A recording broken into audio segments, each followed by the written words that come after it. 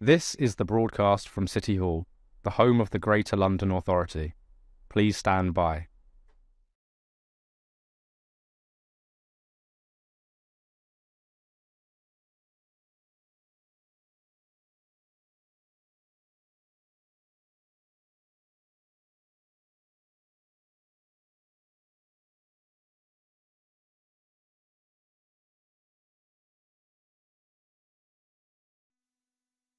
This is the broadcast from City Hall, the home of the Greater London Authority.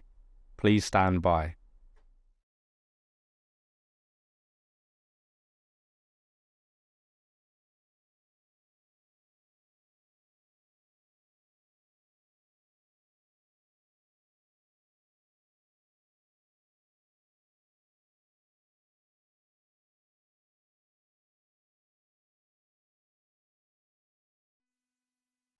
This is the broadcast from City Hall, the home of the Greater London Authority. Please stand by.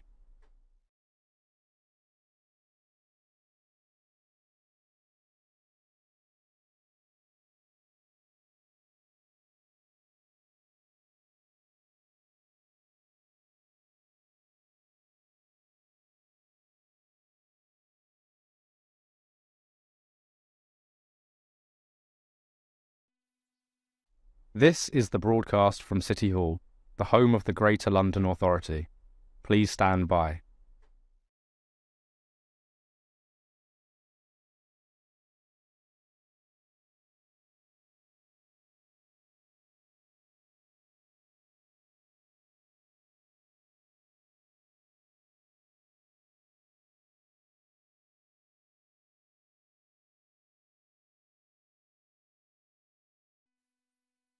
This is the broadcast from City Hall, the home of the Greater London Authority. Please stand by.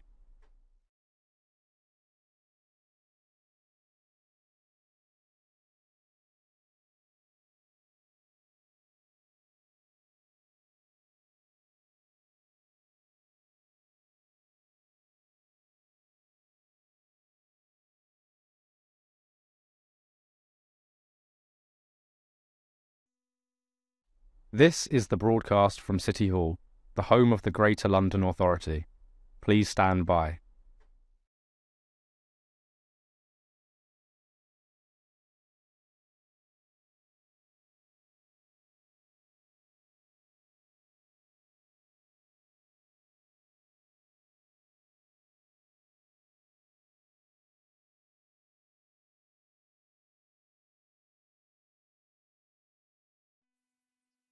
This is the broadcast from City Hall, the home of the Greater London Authority. Please stand by.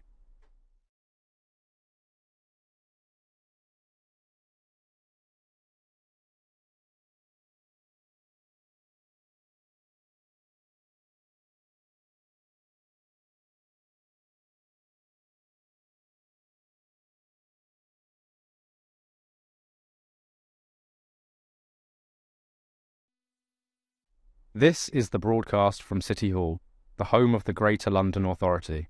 Please stand by.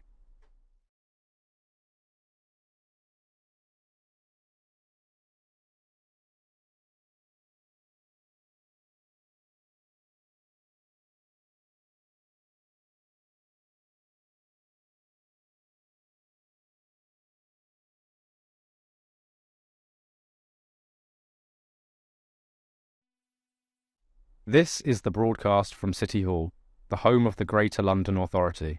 Please stand by.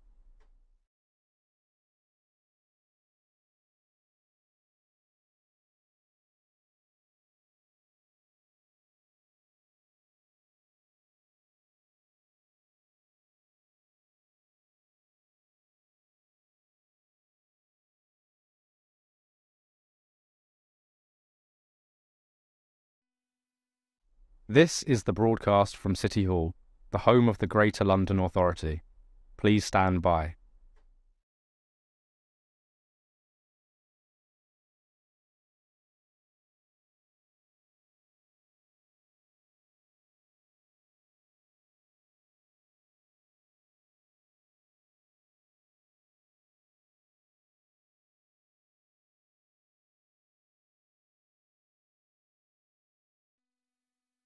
This is the broadcast from City Hall, the home of the Greater London Authority.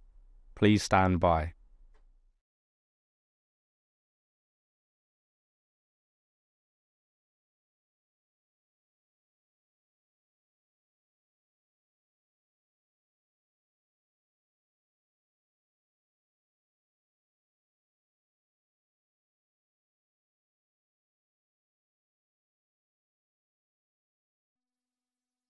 This is the broadcast from City Hall, the home of the Greater London Authority. Please stand by.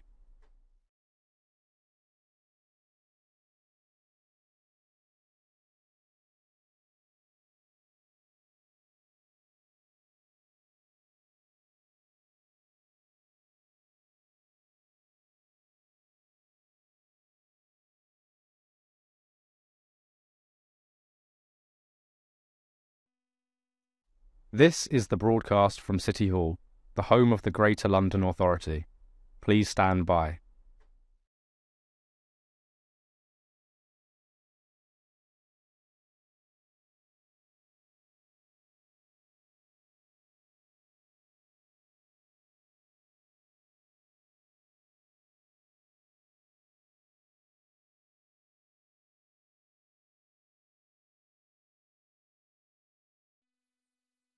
This is the broadcast from City Hall, the home of the Greater London Authority. Please stand by.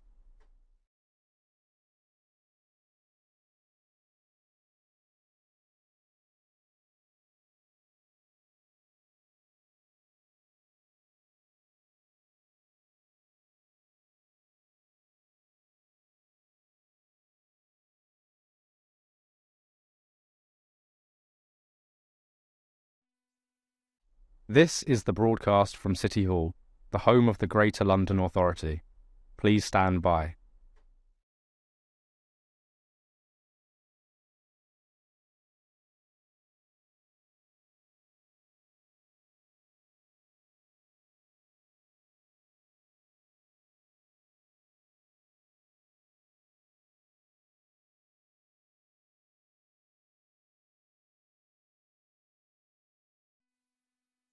This is the broadcast from City Hall, the home of the Greater London Authority. Please stand by.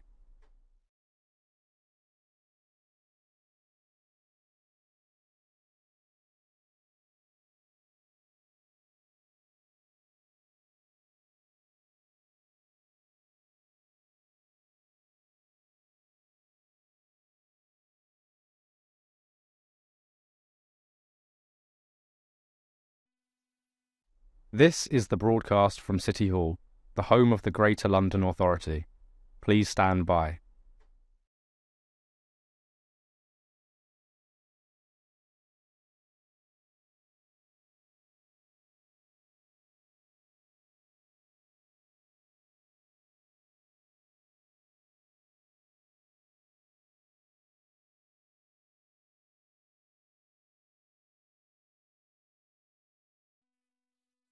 This is the broadcast from City Hall, the home of the Greater London Authority. Please stand by.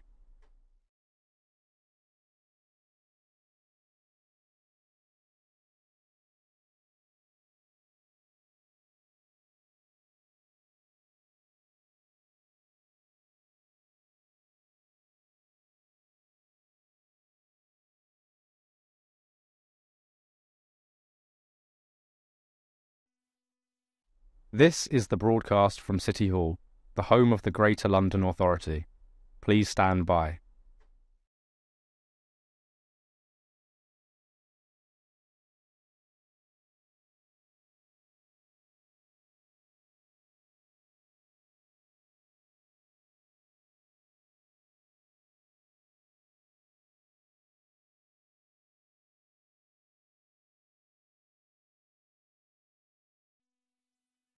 This is the broadcast from City Hall, the home of the Greater London Authority. Please stand by.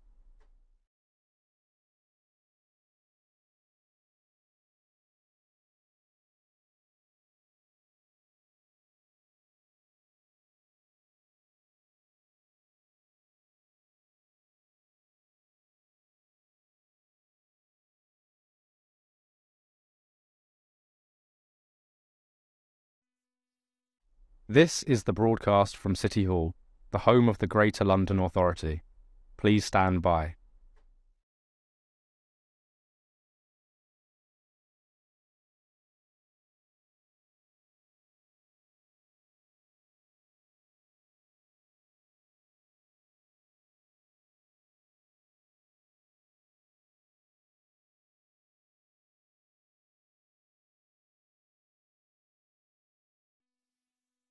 This is the broadcast from City Hall, the home of the Greater London Authority. Please stand by.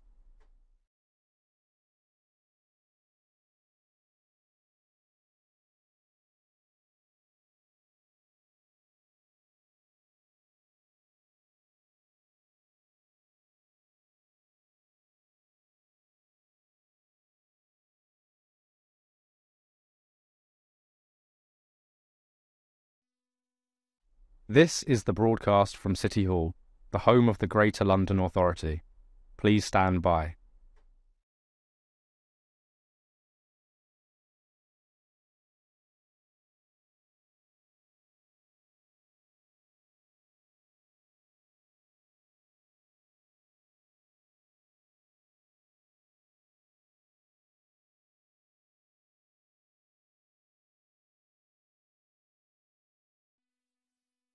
This is the broadcast from City Hall, the home of the Greater London Authority. Please stand by.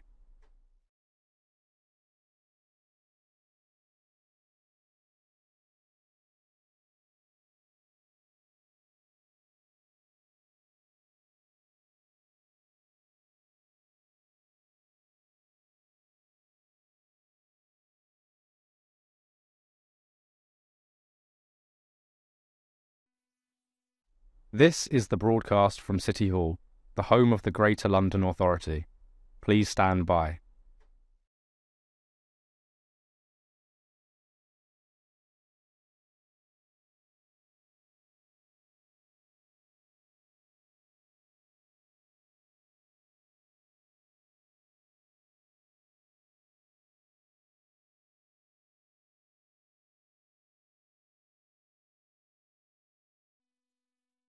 This is the broadcast from City Hall, the home of the Greater London Authority. Please stand by.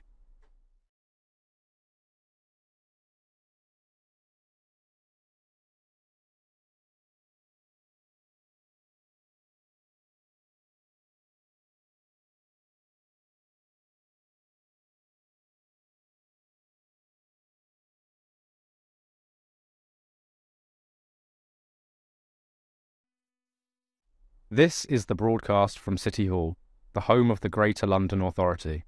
Please stand by.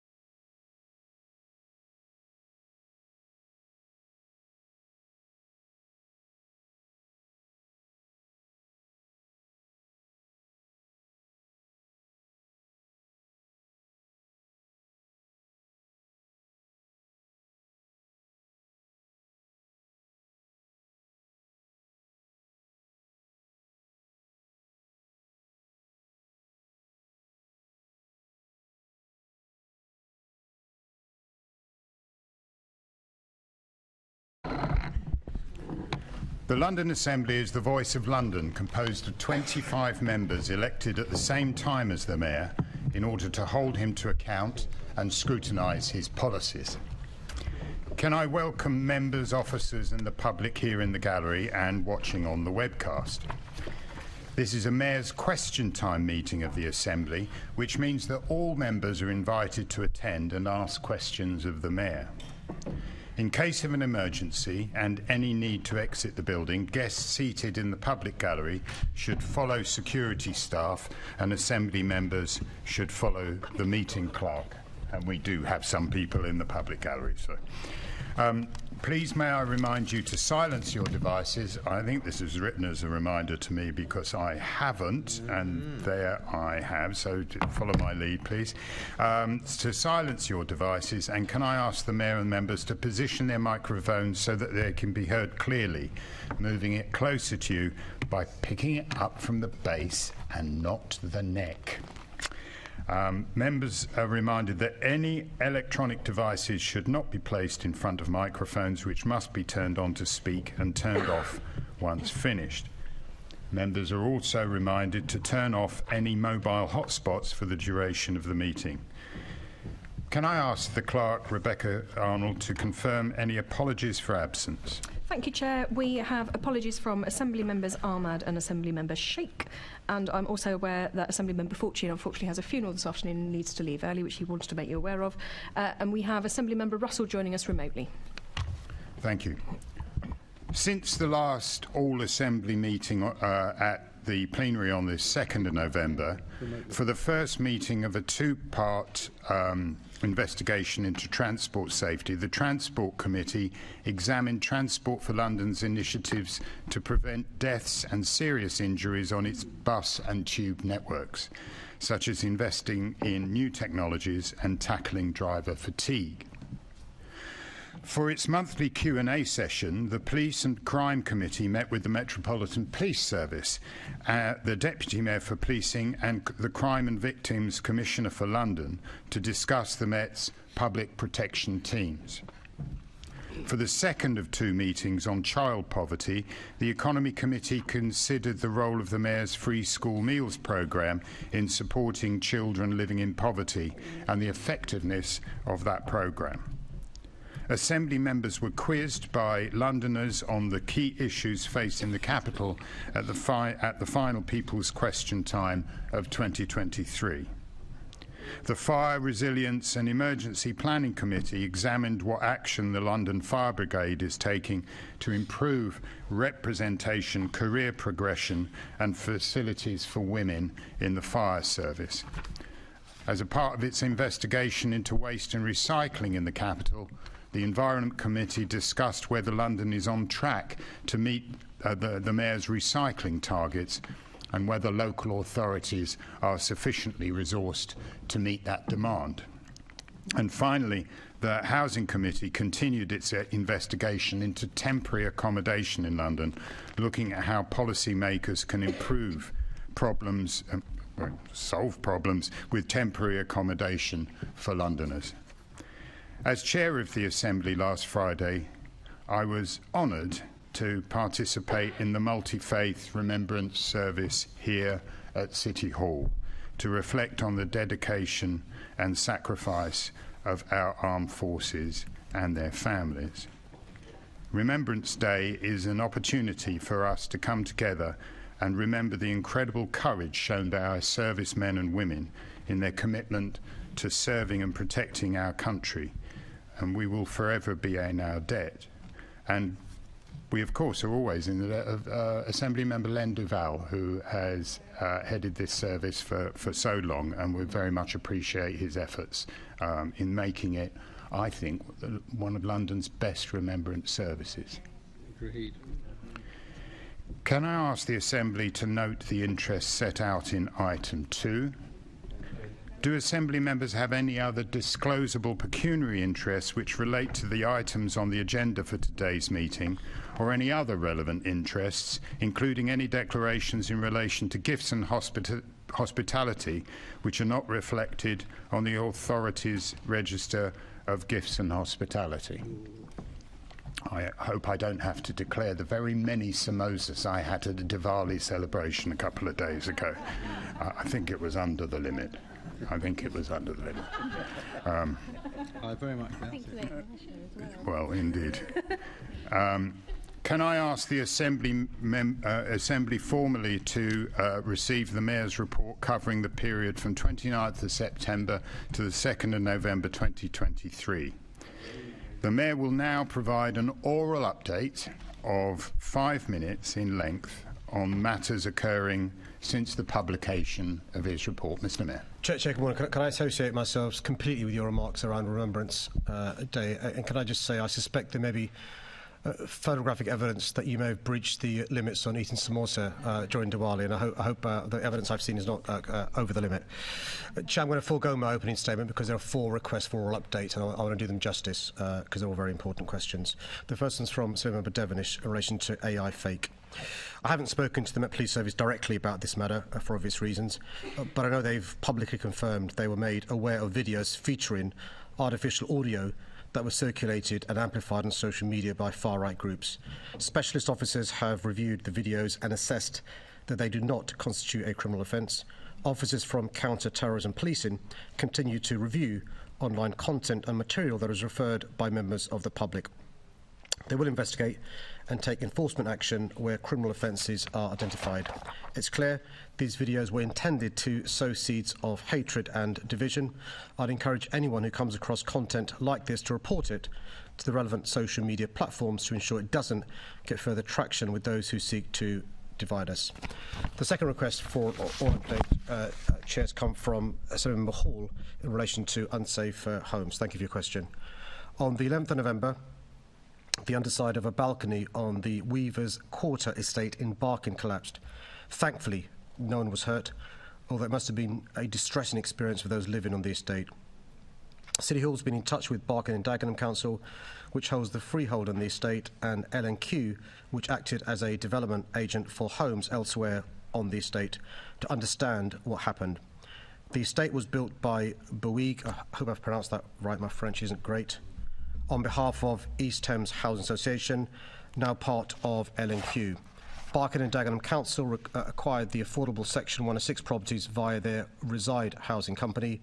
In September, in response to concerns raised by residents and following investigations, L&Q served a defect notice on Bouygues about the soundness of the balcony facades. Bouygues have already completed repairs to some balconies, and the council leader, Councillor Rodwell, has written to them to ensure all remaining inspections and remedial work are carried out at pace. L&Q has kept residents and prospective buyers updated via text. The cause of the collapse is still under review, and my team will monitor the situation closely to understand any wider implications. Chair, the third request for an oral update was from Senator Member Cooper. Thanks for your question as well. It was deeply disturbing to see the scenes of unacceptable aggression and disorder from far-right thugs near the Cenotaph and in parts of central London on Saturday. There is absolutely no excuse for violence against any of our emergency workers, and this violence directed at the police officers was utterly appalling. A total of 18 officers were injured, 3 of whom required hospital treatment. These brave officers were doing their duty, supporting an incredibly important and solemn occasion, whilst balancing the lawful right to protest. Attacks against the police will not be tolerated, and the perpetrators must be brought to justice. Attacks like this clearly have an impact on the whole police service, but I know officers will remain as dedicated as ever to their work protecting Londoners. The past weekend has clearly seen a very substantial policing operation, the full impact of which is still being counted. I'll continue to make the case to the government to properly fund the Met Police Service so it can maintain the capacity to undertake this vital work and keep us safe. And Chair, the fourth request for oral update, also I'm grateful for the question, is on the Transport Bill from Assembly Member Baker. I welcome the commitment from the government to introduce a long overdue pedicabs bill and explore rail reform during this parliamentary session. But reliable and safe public transport is essential for our economy, and a comprehensive transport bill is central to securing this in our capital and across the country. I would urge the government to get on with reforming our railways. It's now 4 years since the original Williams reform paper, and there's been no real progress. We urgently need legislation to create Great British Railways to enable the further integration of rail services, London has been leading the way with its e-scooter trials, but a regulatory framework is crucial to ensuring the growing market for shared e-scooters and e-bikes is regulated, safe and accessible. I continue to work with stakeholders from across London and beyond to lobby the government to confirm the vital £500 million of capital investment TfL needs. This will allow us to provide a reliable, efficient transport network for the capital that supports new jobs, homes and economic growth, including outside London. Transport authorities around the country are now receiving what the government calls London-style transport agreements, but TfL London have no such agreement with current government funding ending next March. Thank you, Chair. Thank you. Assembly Member Devenish, please. Thank you, Chair. I don't think I can ask the Mayor anymore on this. I totally understand his answer. But through you, can I ask you to take it offline with group leads and see if we can write to the Met Commissioner on this? I think either the Met need to get better lawyers or we need a change in law. I'm not sure which it is, but we need to make sure that we unanimously round this table do take this up, because we can't have this kind of outrage. Thank you. Thank you. Yes. Assembly Member Hall, did you want to come back on your question? Okay. Assembly Member Baker. Thanks, Chair, and thanks for your update on the transport bill, Mr. Mayor. And I share your concern about the flimsy nature of the bill. Particularly, I wanted to ask about. So, I think we also welcome the forthcoming bill on pedicabs. I'm sure Assemblymember Clark will be extremely excited that we're going to have some powers to regulate at some point. But it took. I understand that the first Mayor's question about regulating pedicabs was actually asked by Assemblyman Jenny Jones in September 2001. So that's 22 years that it took to get a bill. Do you think we're going to have to wait 2 decades before we get a bill from any government giving London the power to regulate the e-scooters and rental e-bikes? Can I thank your question in the spirit in which it's asked, and can I just say, look, I mean, successive governments haven't taken this seriously. You just got to speak to people, tourists who've been at the receiving end of the unregulated pedicabs, or Londoners walking, almost run over by these things. And I want to thank Nikki Aiken, who used to be leader of Westminster Council, who I know has been lobbying, using her experience as leader of the council, now that she's inside Parliament.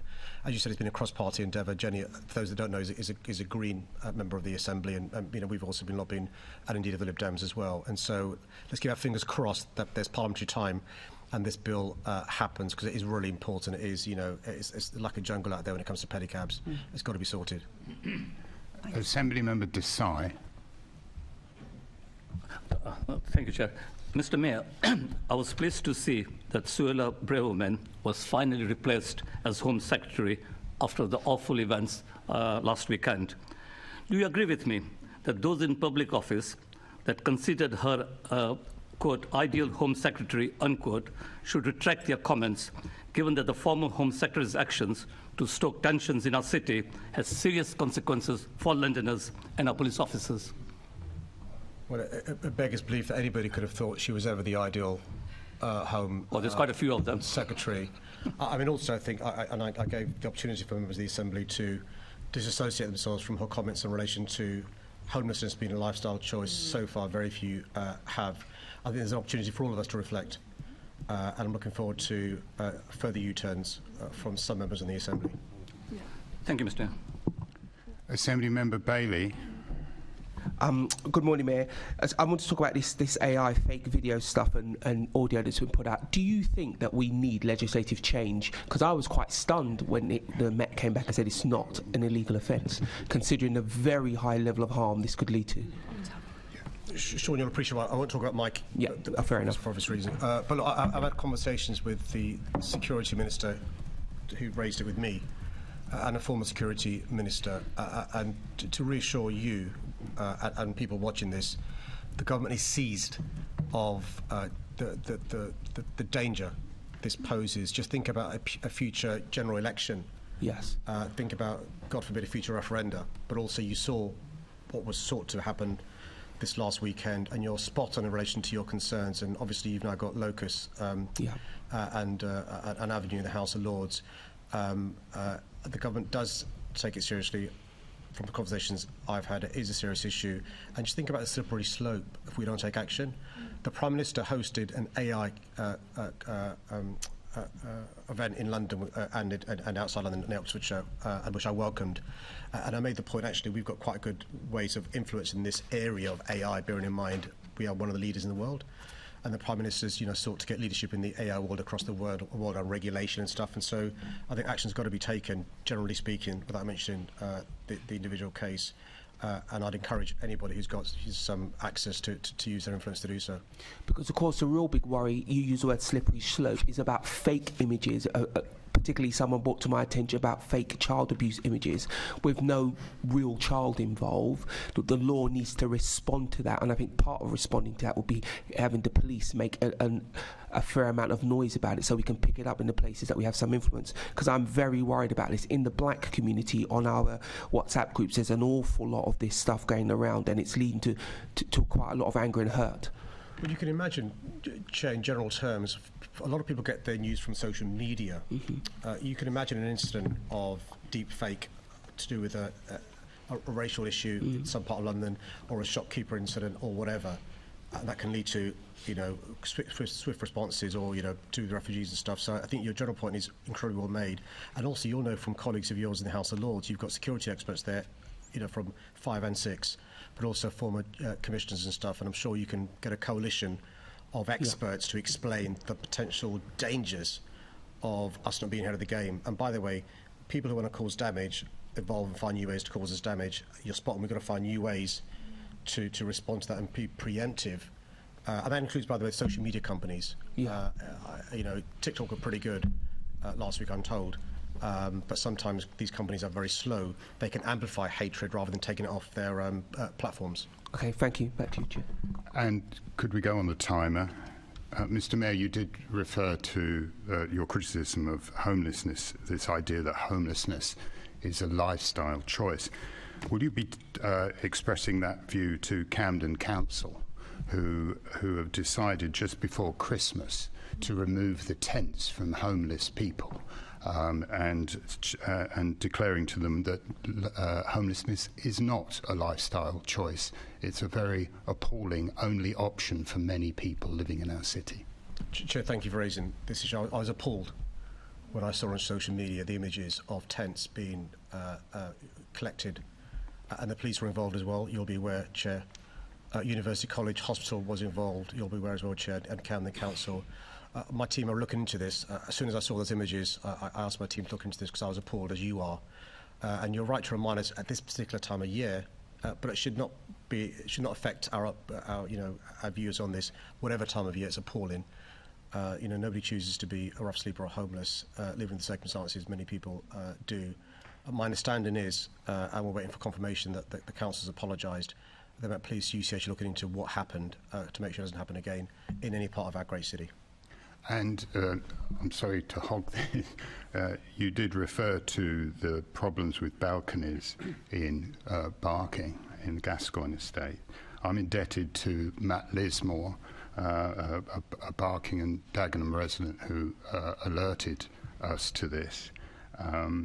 He still says that only one of the balconies, the one that collapsed, has any scaffolding around it, and that the rest of the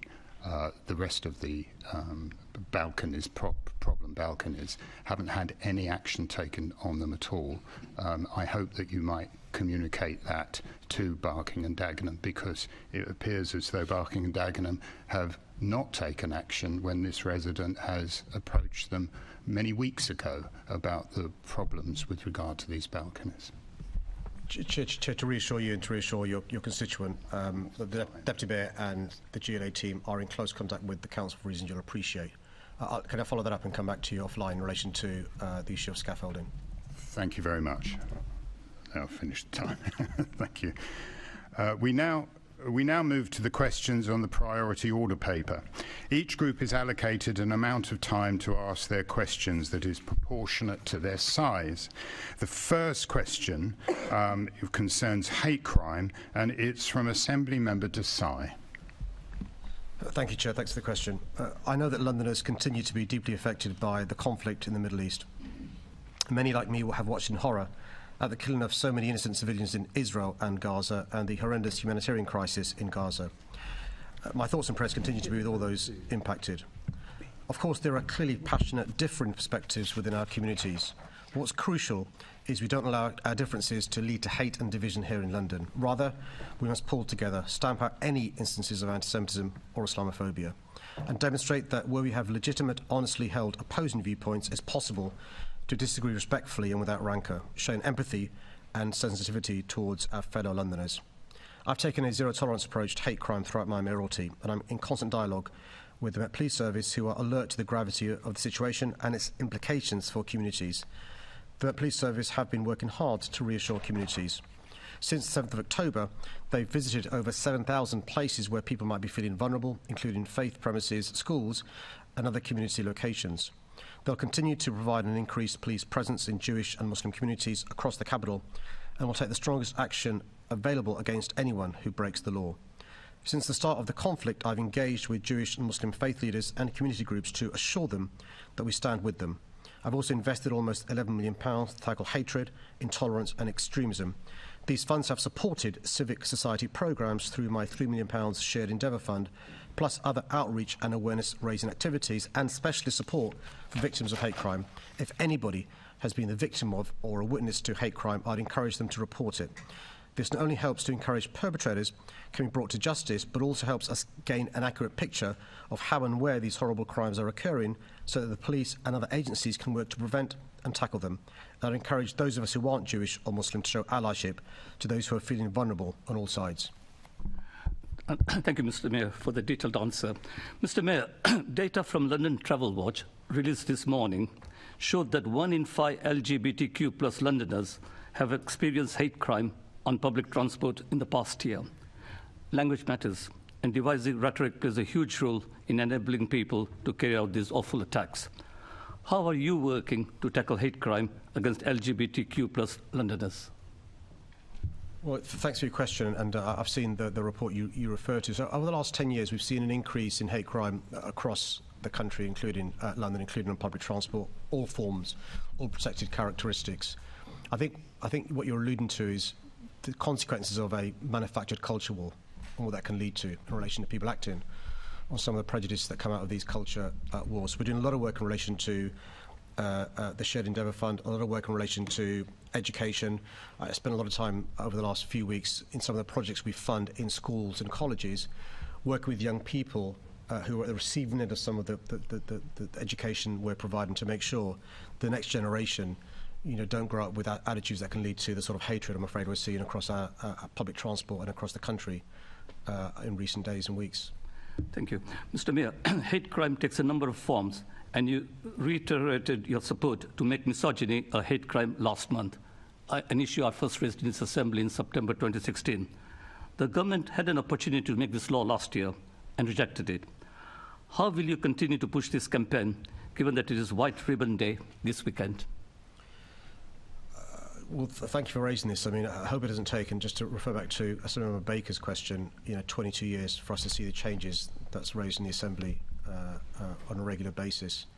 Look, the reason why it's important for this to be a hate crime is it gives the judge more powers to give longer sentences. It's an aggravating feature if it's a hate crime. It also encourages better reporting of this, so we can see trends and see patterns, and we can take action. So we've got a comprehensive violence against women and girls strategy. We've updated it to have a public health approach, prevent it occurring in the first place, deal with it when it occurs, stop it spreading. And we're funding victims and survivor groups, but also making sure that we improve trust and confidence in the police service and other agencies as well. Thank you, Mr. Mayor. Thank you, Chair. Assembly Member Devonish, please. Thank you. Well, I agree with what AM Desai just said there. Talking about hate crimes, I think one of the issues in terms of how tensions have been risen in recent weeks has been protesters on the Cenotaph, and you saw probably, Mr. Mayor, the Royal Artillery Memorial in Hyde Park had a protester standing on it. Would you support legislation to make sure that anybody that basically tries to deface a war memorial is actually arrested and faces the courts? Before we get to legislation, I think we've got to make it clear it's unacceptable behaviour in a civilised society to be doing that. And so I'll come to legislation, criminal legislation in a second. What is going through a person's mind when they're jumping on this memorial, particularly this time of year, any time of year is unacceptable. So I think, we've got to understand that's not the behaviour of decent citizens in a civilised country like our country, as strongly as you may feel about a particular issue.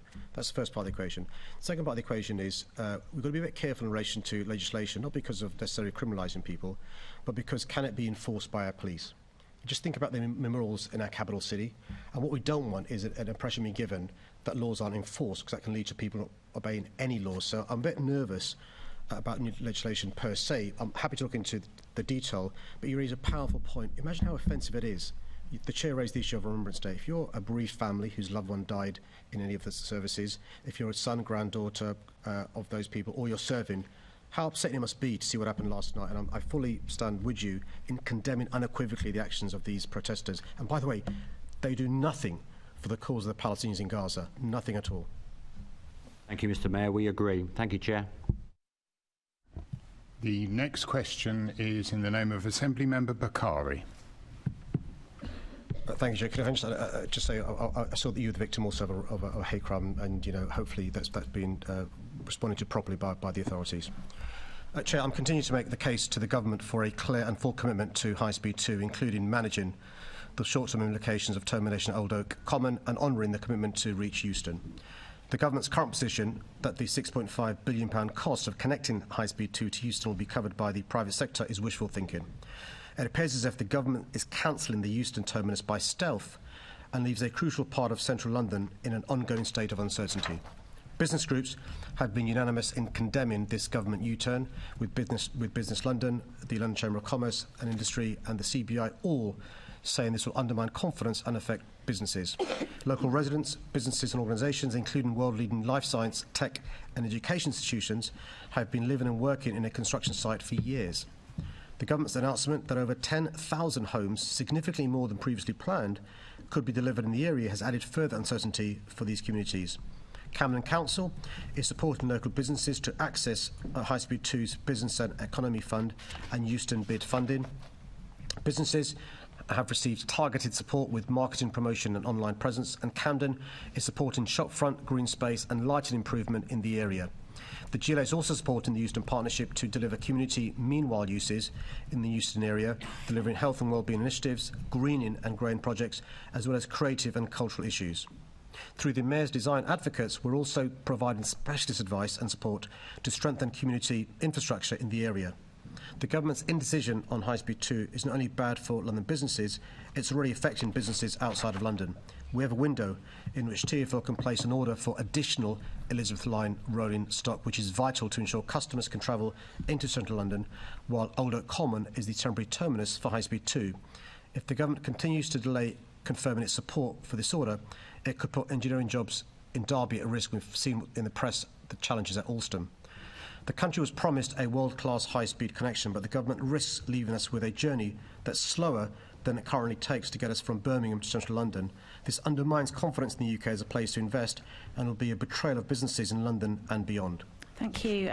As you say, perhaps predictably, in March, the government put the planned HS2 connection between Old Oak Common and Euston on hold.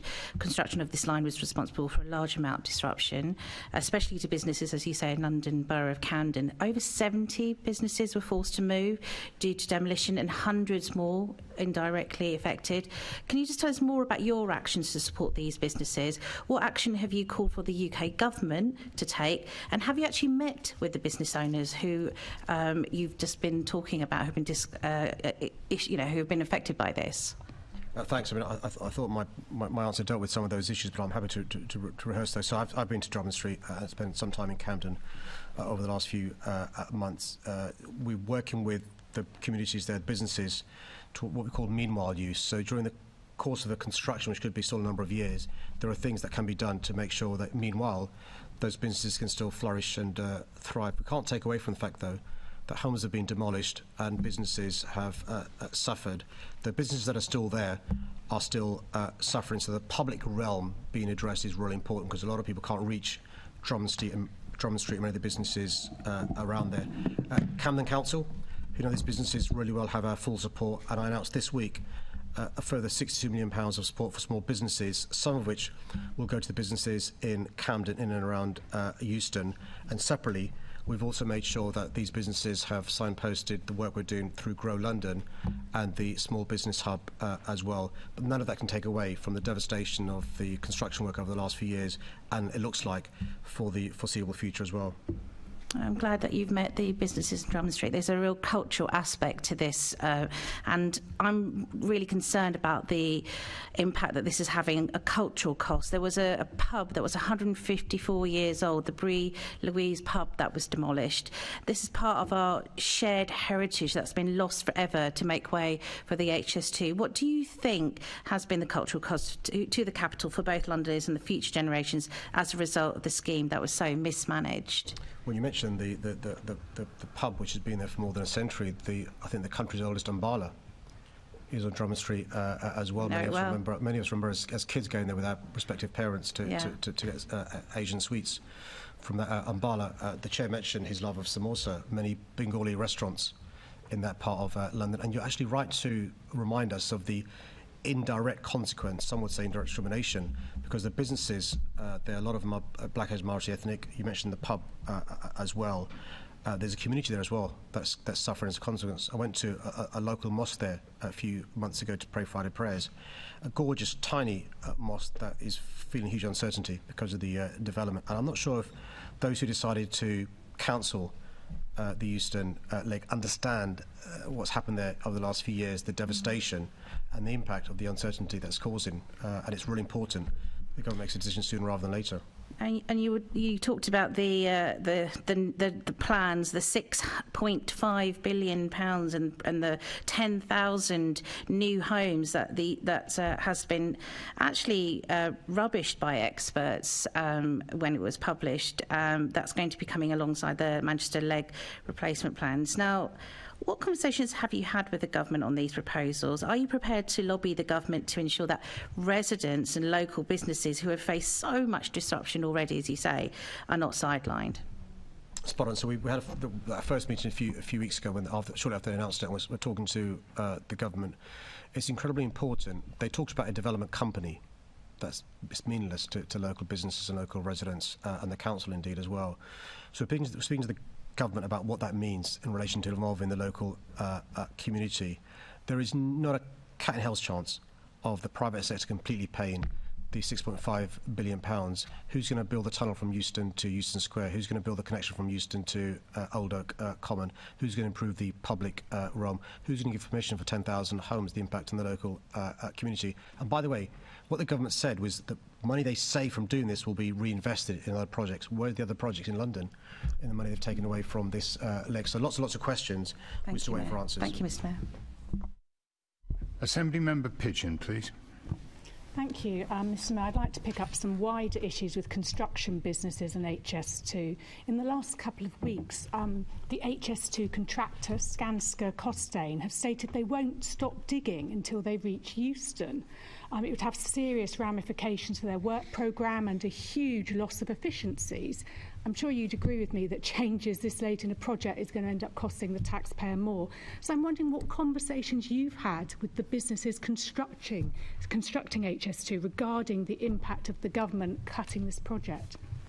Thanks for your question. You've also seen, I mentioned today, the media reports of the impacts on Alstom, who are going to provide the trains for high-speed 2 and provided Elizabeth Line trains, hundreds of redundancies in Derby. So the contracts are with the government, the HS2 company, not with the council or ourselves. We are speaking to the council, who sit on a partnership board, as indeed we do, and Network Rail, in relation to what can be salvaged, what the cost will be, and we've got to do this Sherpa work if we're going to get the private sector involved in relation to development costs anyway. What you're referring to is the tipping point. There comes a point in a contract where it's cheaper to carry on than to cancel. I know this because we're looking into this in relation to next year's TfL budget, if we don't get capital support from the government. So in the meeting we had with government representatives, I think it was 3 weeks ago, I'm not sure the exact date, those are some of the points we raised, but also linked to that is the blight it's causing the local community as well. So all these issues are being looked into. What can be salvaged, what further work can be taking place, is there mothballing required, and so forth. And so I'm happy, Chair, for the member to get a briefing. lots of questions we've got, lots of points we're raising, we're not getting the reassurance and answers that we need. Absolutely. And what conversations are you having with the private sector to see what appetite there is? I mean, if you look at the impact on Euston Station, cutting the number of high-speed rail platforms now from 11 to 6, some of the really important infrastructure like the pedestrian tunnel from Euston to Euston Square being cancelled. What conversations are you having to see what appetite there is that you can present to government? So it's just worth putting on record our thanks to the contribution businesses made to the Elizabeth line.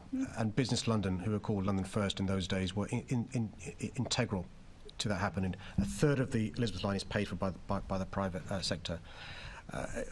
Metaphorically speaking, they've got their heads in their hands in relation to the lack of certainty. What businesses crave is certainty. Yeah.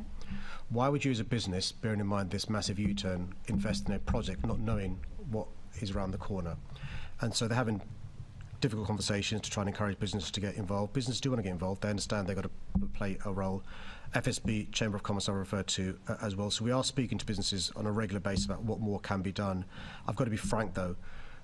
They've been spooked by the announcement from the Prime Minister at Conservative Party conference, which means that their keenness is not what it otherwise would be. And I've got to be frank, the idea that the private sector is going to, put £6.5 billion into a project, not knowing what lays around the corner, what other U-turns are going to come, is not realistic. I called it fantasy when it was first announced. It's still fantasy. Yeah, and who's going to invest in any big contracts with the UK if they can see that a project halfway through can be scrapped effectively? But there are also, I want to pick up the knock-on effects of Transport for London. You've touched on these, but obviously the development of Euston Underground Station has been scaled back significantly, even though if HS2 does eventually get there, we're going to have thousands more passengers using that station every day. Similarly, you've got 250,000 passengers every day expected to use Old Oak Common Station. If High Speed 2 terminates there, then there's going to be so much pressure on the Elizabeth line. You've already mentioned needing to order additional trains. So what work are you and TfL undertaking to ensure that TfL is prepared almost for every scenario, every situation, given these uncertain circumstances? And is there a cost to TfL of these cuts to HS2? It's caused big challenges on the whole Old Oak Common site, because rather than having 6 lines going to Old Oak Common and then them going on to Euston, there's now going to be facilities, additional sheds, 11 lines potentially, turnaround facilities, so the footprint now becomes much bigger on Old Oak Common, so big question marks being raised there. You'll appreciate the buses around Euston. We had plans for that to be amalgamated into the whole development, public realm, Euston Station, Euston Square, buses and so forth. Question mark in relation to that. You're spot on. It will lead to 70% more passengers on the Elizabeth line at Old Oak Common, with only one line there to come, Elizabeth line. They'll be waiting at Old Oak Common to get onto that train, which means, question, why do you take the Birmingham train to Old Oak Common when it's quicker to go Birmingham to Euston on the Victorian line? You jump on the Elizabeth line, you go to Tomkill Road, you then jump on the Northern line, you go to... So it doesn't make sense unless there is proper investment, more investment in Old Oak Common. That's why I was saying to the government, let's get Euston back on track, forgive the pun, so we don't have Old Oak Common being the permanent terminus, and it's just a short-term terminus whilst Euston's built. Great, thank you very much. I look forward to getting a further briefing on it. Thank you. Thank you. The next question is in the name of Assembly Member Hall. If you'd like to. Thank you, Chair. Thanks for your question. I'm immensely proud of what we've achieved in City Hall during my time in office. Despite the massive obstacles put in our way by central government, I'm determined to continue tackling the challenges London faces. We've got London building new homes at a scale again. In March, we surpassed our council house building target by supporting London boroughs to start over 23,000 new council homes since 2018, the highest rate since 1970s. We've also exceeded the ambitious target the government set in 2016 to start 116,000 affordable homes by March 2023. Last year alone, we funded over 25,000 new affordable housing starts across the capital in an extremely challenging economic environment. Meanwhile, the government failed to meet their own affordable housing targets for 2016 to 2013, falling short by more than 6,500 homes outside of London. We've taken world-leading action to tackle the climate crisis and air pollution. We've cut toxic air in central London by a half and in inner London by a fifth, thanks to policies like the ULEZ, and now 9 million people breathe cleaner air thanks to the recent expansion. I'm also proud to have invested record amounts in neighbourhood policing, getting 1,300 more police officers on our streets, and this year funding 500 additional PCSOs. We've also created positive opportunities for over 150,000 young people, giving them a way out of being drawn into the criminal justice system. This year, despite opposition from some in the Assembly, we've ensured that every state primary school child gets a free, nutritious meal every day at school for the first time in the history of our city. This will save the average family £440 per child per year, and will mean some of our most vulnerable children will be able to concentrate in class rather than go hungry. We've also helped create over 330,000 jobs from City Hall since 2016, helped hundreds of thousands of Londoners attend a free college course to help them get into the jobs market, completed the Elizabeth line with more than 230 million journeys since opening at a rate of 3.5 million a week on average, and we're on track to provide 100,000 young people with a personal mentor by the end of 2024. We've achieved all this under the shadow of the economic fallout from Brexit, the COVID-19 pandemic, the economic collapse caused by this government's policies, and with dwindling public funds due to austerity. Of course, I'm not complacent about the challenges we face in London. There is still so much more to do. Thank you, Mr. Mayor. I'm glad to hear you're not complacent, because you shouldn't be. So London is over 30% more violent since you've been elected. So do you think Londoners deserve to feel safer in our city? Well, Chair, we've seen since 2013 an increase in serious youth violence across the country, including London. And we've seen across the country an increase in violence. In London, every victim of crime is one too many. What we've seen since 2016 is a reduction in homicides, a reduction in gun crime, a reduction in knife injury for those below the age of 25, and a reduction in burglary. We're not complacent, though, because we recognise we've got to be investing more in the police and more in preventative services. And we're going to carry on making progress. One of the ways we're going to do that is by the new PCSOs we will come in this year, but also by supporting the work of the VRU, who've made great progress since they were first set up, the country's first, in 2019. So would you say that Londoners feel safe at the moment, Mr. Mayor? No, I think there is a perception amongst people across the country, particularly women and girls, of not feeling safe. I've said in the past, I think we've got across the country an epidemic of violence against women and girls that's got to be taken seriously, and perception to me is reality. If people don't feel safe, that's got to be addressed, and so you've got to deal with reducing crime, but also deal with making people feel safer as well. Well, yes, I mean, our Jewish community certainly do not feel safe at the moment. So on a scale of 0 to 10, and 10 being brilliant, how would you rate your performance on crime?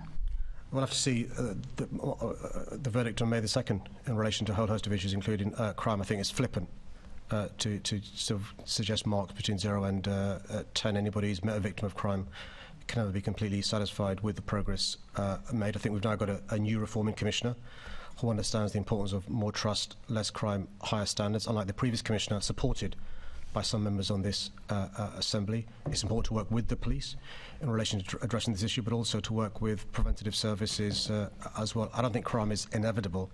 I think it's preventable, and the public health approach we're now using in London, that was so successful in Glasgow, is starting to see returns. So since the VRU was set up in 2019, we've seen progress in relation to all the really key metrics in relation to violence, homicide, gun crime, knife crime. Thank you. As well as robbery. But are you not able to rate your own performance? How do you think you are doing? It's just a simple question for you, Mr. Mayor. How good do you think you are? I gave a simple answer in relation to the question I was asked in relation to is City Hall delivering, and I set out our track record of delivery over the last 7 years. It's quite an easy question here. How do you think your performance is on crime? I think in the context of £1.1 billion worth of cuts from the government, in the context of austerity, where you've seen more than 700 youth clubs closed out, 700 youth workers losing their jobs. Yes, okay. 130. And can we perhaps remember that you have had to give back £60 million to the government because you were unable to get more police officers to join the Met. So shall we go on to transport? As of today, approximately £68 million has been taken from many Londoners with your ULEZ expansion. Most of the Londoners hit will be on low incomes. So why do you think you should be punishing them in this way? And that's what it is, a punishment to those poor people. Well, can I deal with the question about vacancies that I was asked by the member first before I go to transport? So in relation to vacancies, we're seeing across our city vacancies across all our sectors. So in construction, No, I don't want to go into different areas. We've given a certain amount of time, as you know. Can you please take this seriously, Mr. Mayor, because I am. We're now on to transport, and I'm talking about the poor people that have been the ones that have had to pay this £68 million since it was started a couple of months ago. Your Liz. Well, the members are unhappy with the answers on crime, so we're now going to move on to transport. I would suggest Londoners are also unhappy with your answers on crime, Mr. Mayor. So let's see how you do on transport. So in relation to crime, it's worth reminding colleagues the progress we've made. But in relation to transport, we're the only time in history of our city we've managed to reduce operating costs from TfL.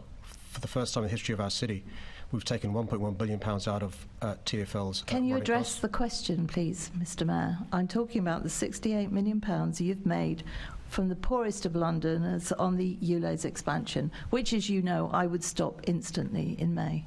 Well, Chair, we can't use make-believe figures. I don't recognise that figure. The figure I recognise, the £1.1 billion, is a figure that's that's accepted. Well, take it from me. It's around 68 million. What have you got to say about that? What have you got to say about outer Londoners that are having to pay this? Well, Chair, I appreciate I can't just accept figures from the member, which is simply untrue. What I can say is the progress made in cleaning up the area in our city, which I mentioned in my opening answer, which is we've seen a massive reduction in toxicity in central London and in London. We're now seeing in outer London progress so that 95% of vehicles seen driving on an average day in outer London are similar to the figures in central and in London, which is around 95%. We've increased Mr. Mayor, discounts and exemptions. If you think this is so wonderful, why are you not going to publish your air quality data until after the election in May?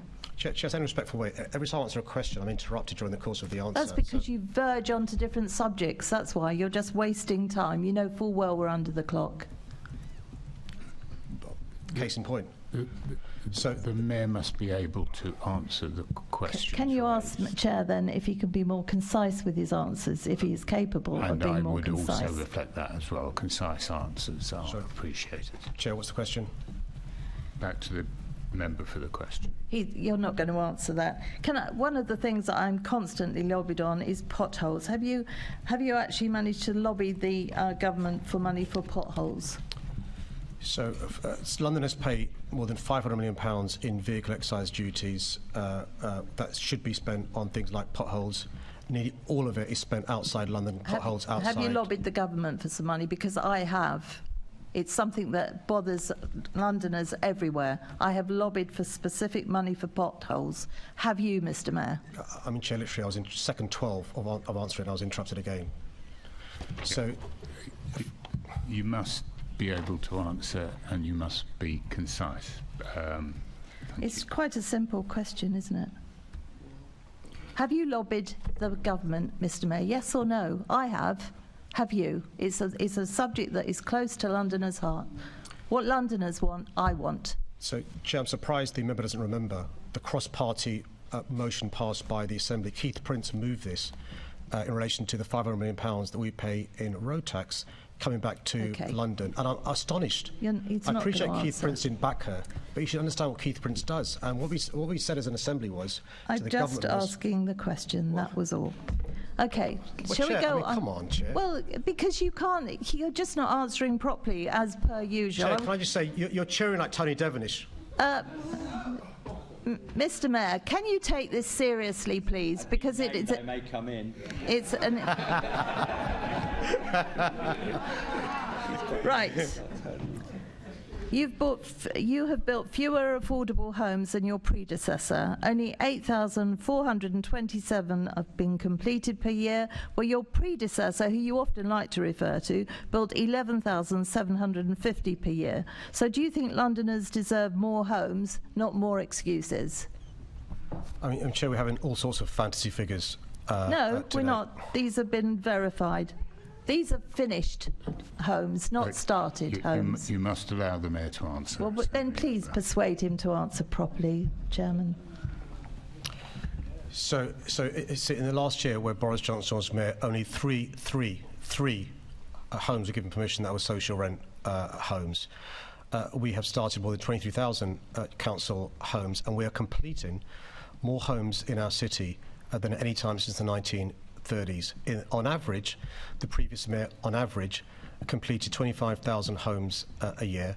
On average, we're completing more than 35,000 homes a year. So whether it's affordable homes, whether it's council homes, whether it's starts, whether it's the completions, we are doing far, far better than the previous mayor. But also, Chair, very importantly, we've ditched the dodgy definition the previous mayor had of an affordable home. So an affordable home, according to the previous mayor, was one costing £450,000 to buy, or 8% of market value. We've made it much Mr. Mayor, harder. the only dodgy thing was your figures around the ULEZ. Now that is dodgy if you want to look at dodgy.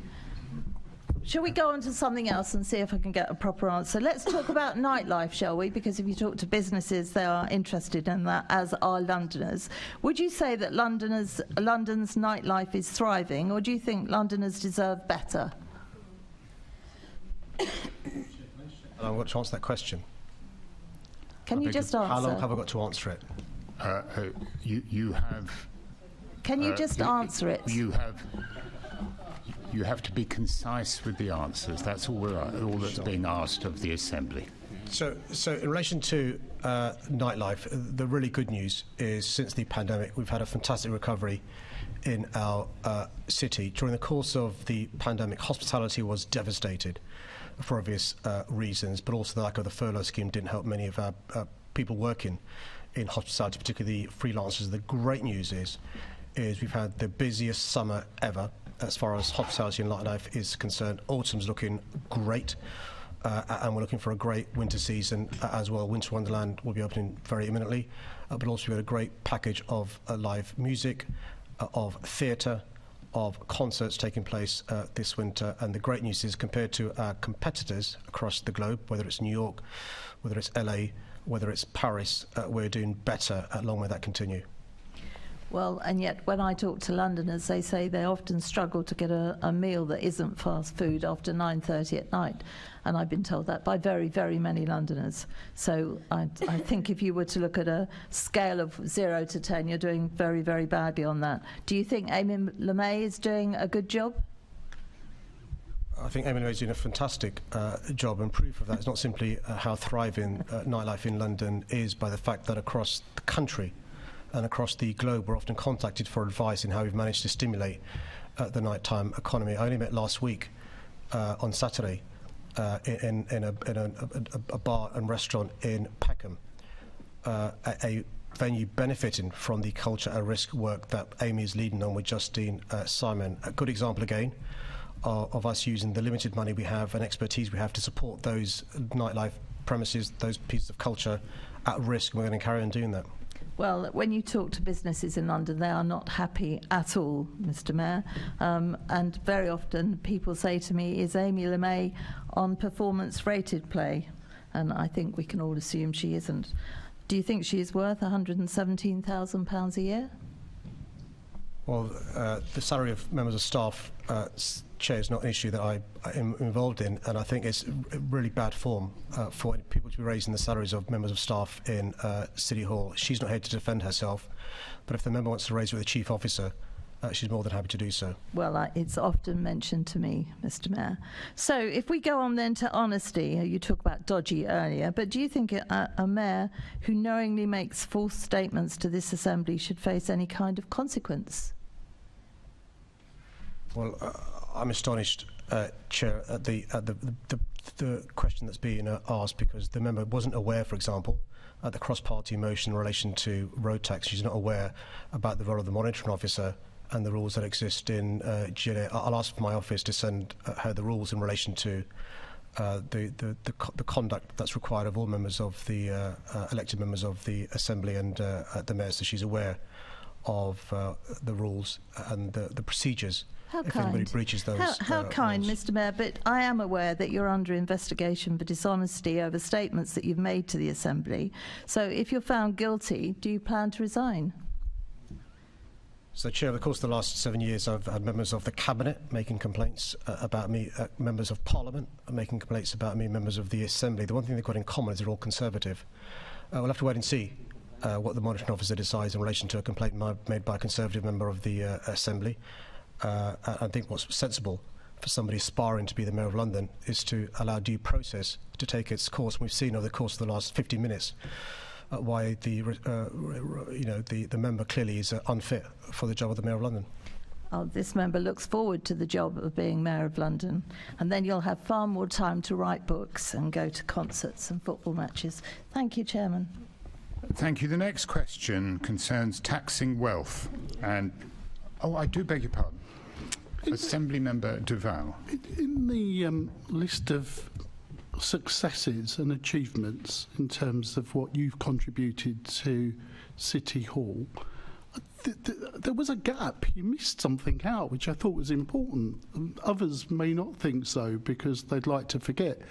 Where you protected Londoners, and particularly those that were involved in the TfL government debacle, where the government tried to force you to include a congestion charge across all of London at a higher charge, where you resisted it because you believed it was too high.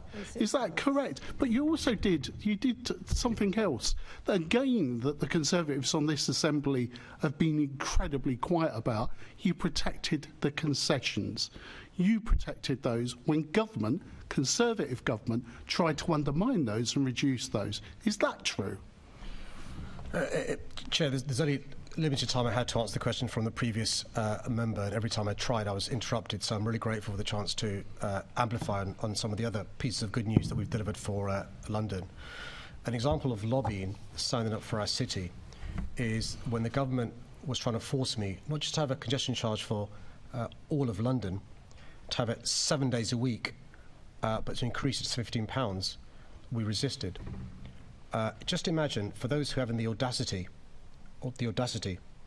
to saying that the ULEZ is somehow unfair, a congestion charge for every single person, no matter what vehicle you drive, how unfair would that have been? You didn't hear a peep from some members on the Assembly. How fair is it to make everybody above the age of 60 pay for whatever public transport they use? How fair is it for those below the age of 11 not to be able to use the tube for free? How fair is it to require every child below the age of 18 to pay for using buses and trams? Good examples of a Labour mayor standing up to a Conservative government. But just imagine what a Labour mayor could do with a Labour government, which hopefully is going to happen over the next 4 years. And do you think there's a real threat to those concessions if there is a change here of administration at City Hall? Do you believe that? Look, let's be clear in relation to what could happen if somebody else became the mayor of this great city. Free tube travel for under 11's gone. Free bus and tram travel for those below the age of 18 gone. The 60+ Oyster gone. The progress we've made in relation to the Superloop gone. Free school meals, which they voted against. No chance of that happening. Chair, this is just electioneering. Can we actually remind the mayor that it's actually good to focus on the record? Sorry, member. No, that's not a good challenge, Assembly member. The mayor is replying. The mayor is replying in his own way. Can I be clear? Not content with interrupting my answers to them, they're not interrupting my answers to them. I mean, they can't have it both ways, Chair.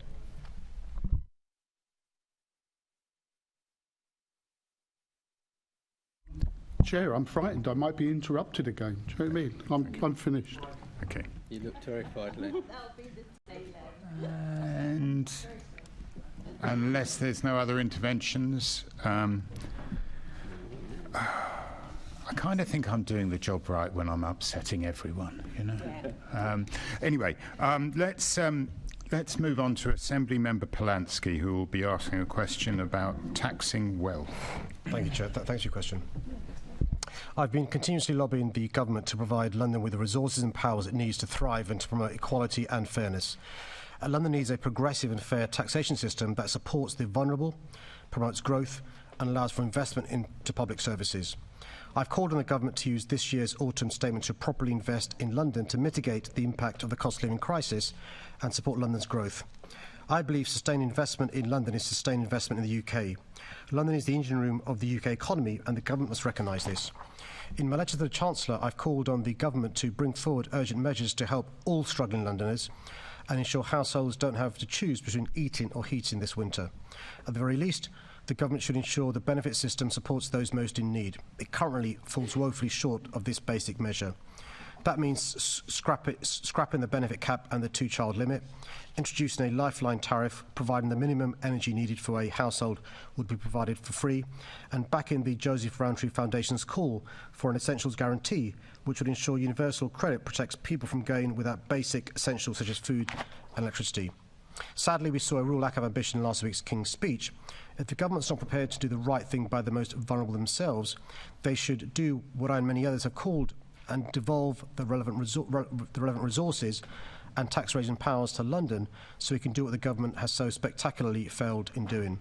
In London, I've acted where I can, for example by providing emergency free school meals to all primary school children in state-funded schools across the capital. This is a perfect example of the good we can do to help struggling families when we're not hampered by the centralised bureaucracy of a government that's more concerned with labelling the most vulnerable rather than helping them.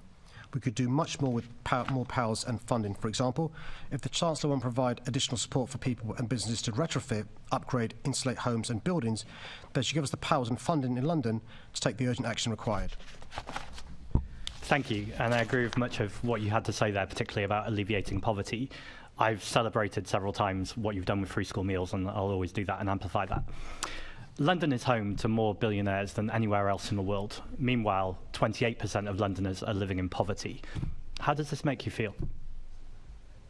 Well, I think it leads to a point that is really important to address, which is inequalities. I think actually the happiest societies are the most equal. And I've got nothing against that. I encourage people to become wealthy. We can't afford to just leave people behind. And you've got to make sure that people pay the right amount of taxes as well. So what we do is we've got to make sure we address the inequalities that exist, which is why I'm incredibly proud, for example. We've managed to have a six-fold increase in the number of employers paying the London living wage whilst increasing it by 40%. And we've got to do more of that, reducing inequalities. Brilliant. And you also talked about supporting the vulnerable and putting more investment into London. What you didn't talk about was tackling wealth. Lord Mandelson famously said he was intensely relaxed about the filthy rich. How do you feel about the filthy rich? He also went on to say, as long as they pay their taxes, it's really important to get the quote right. Well, that's the point, though. Surely they should be paying more tax. The wealthiest should be paying more tax. Well, no. So if you're going to quote people, it's important to do it accurately. Look, what's important is that steps taken to tackle those who aren't paying the right amount of tax. That's why I was really pleased. Rachel Reeves, the Shadow Chancellor, lobbying the government to bring in a windfall tax for the gas companies and the electricity company. I was really proud in 1997 when Gordon Brown brought in a windfall tax for the utilities, making massive bonuses. And so it's really important that you address some of these issues. I think lifting the cap on bankers' bonuses, as Rishi Sunak has done, is wrong. But I think it's perfectly in order for people to become wealthy. For them to, as a consequence, pay more tax as they do with income tax. What I think is wrong, by the way, is for City Hall and councils to have to use a regressive tax system like council tax every year because the government's taken away centralised taxation to us, and we're having to raise council tax, which is regressive. Yeah, this point's really important. So there's a regressive council tax. We could be looking at wealth taxes, so a land value tax, for instance. And I know that's something you and your Deputy Mayor for Housing have both been enthusiastic about in the past. In fact, Tom Copley wrote about it when he was an Assembly member. I think this would be a good way of making sure that we're taxing the land as opposed to the property. What conversations, or have you lobbied government about a land value tax for London? So we've lobbied the government when it comes to taxation and those sorts of things around taxation to fund infrastructure.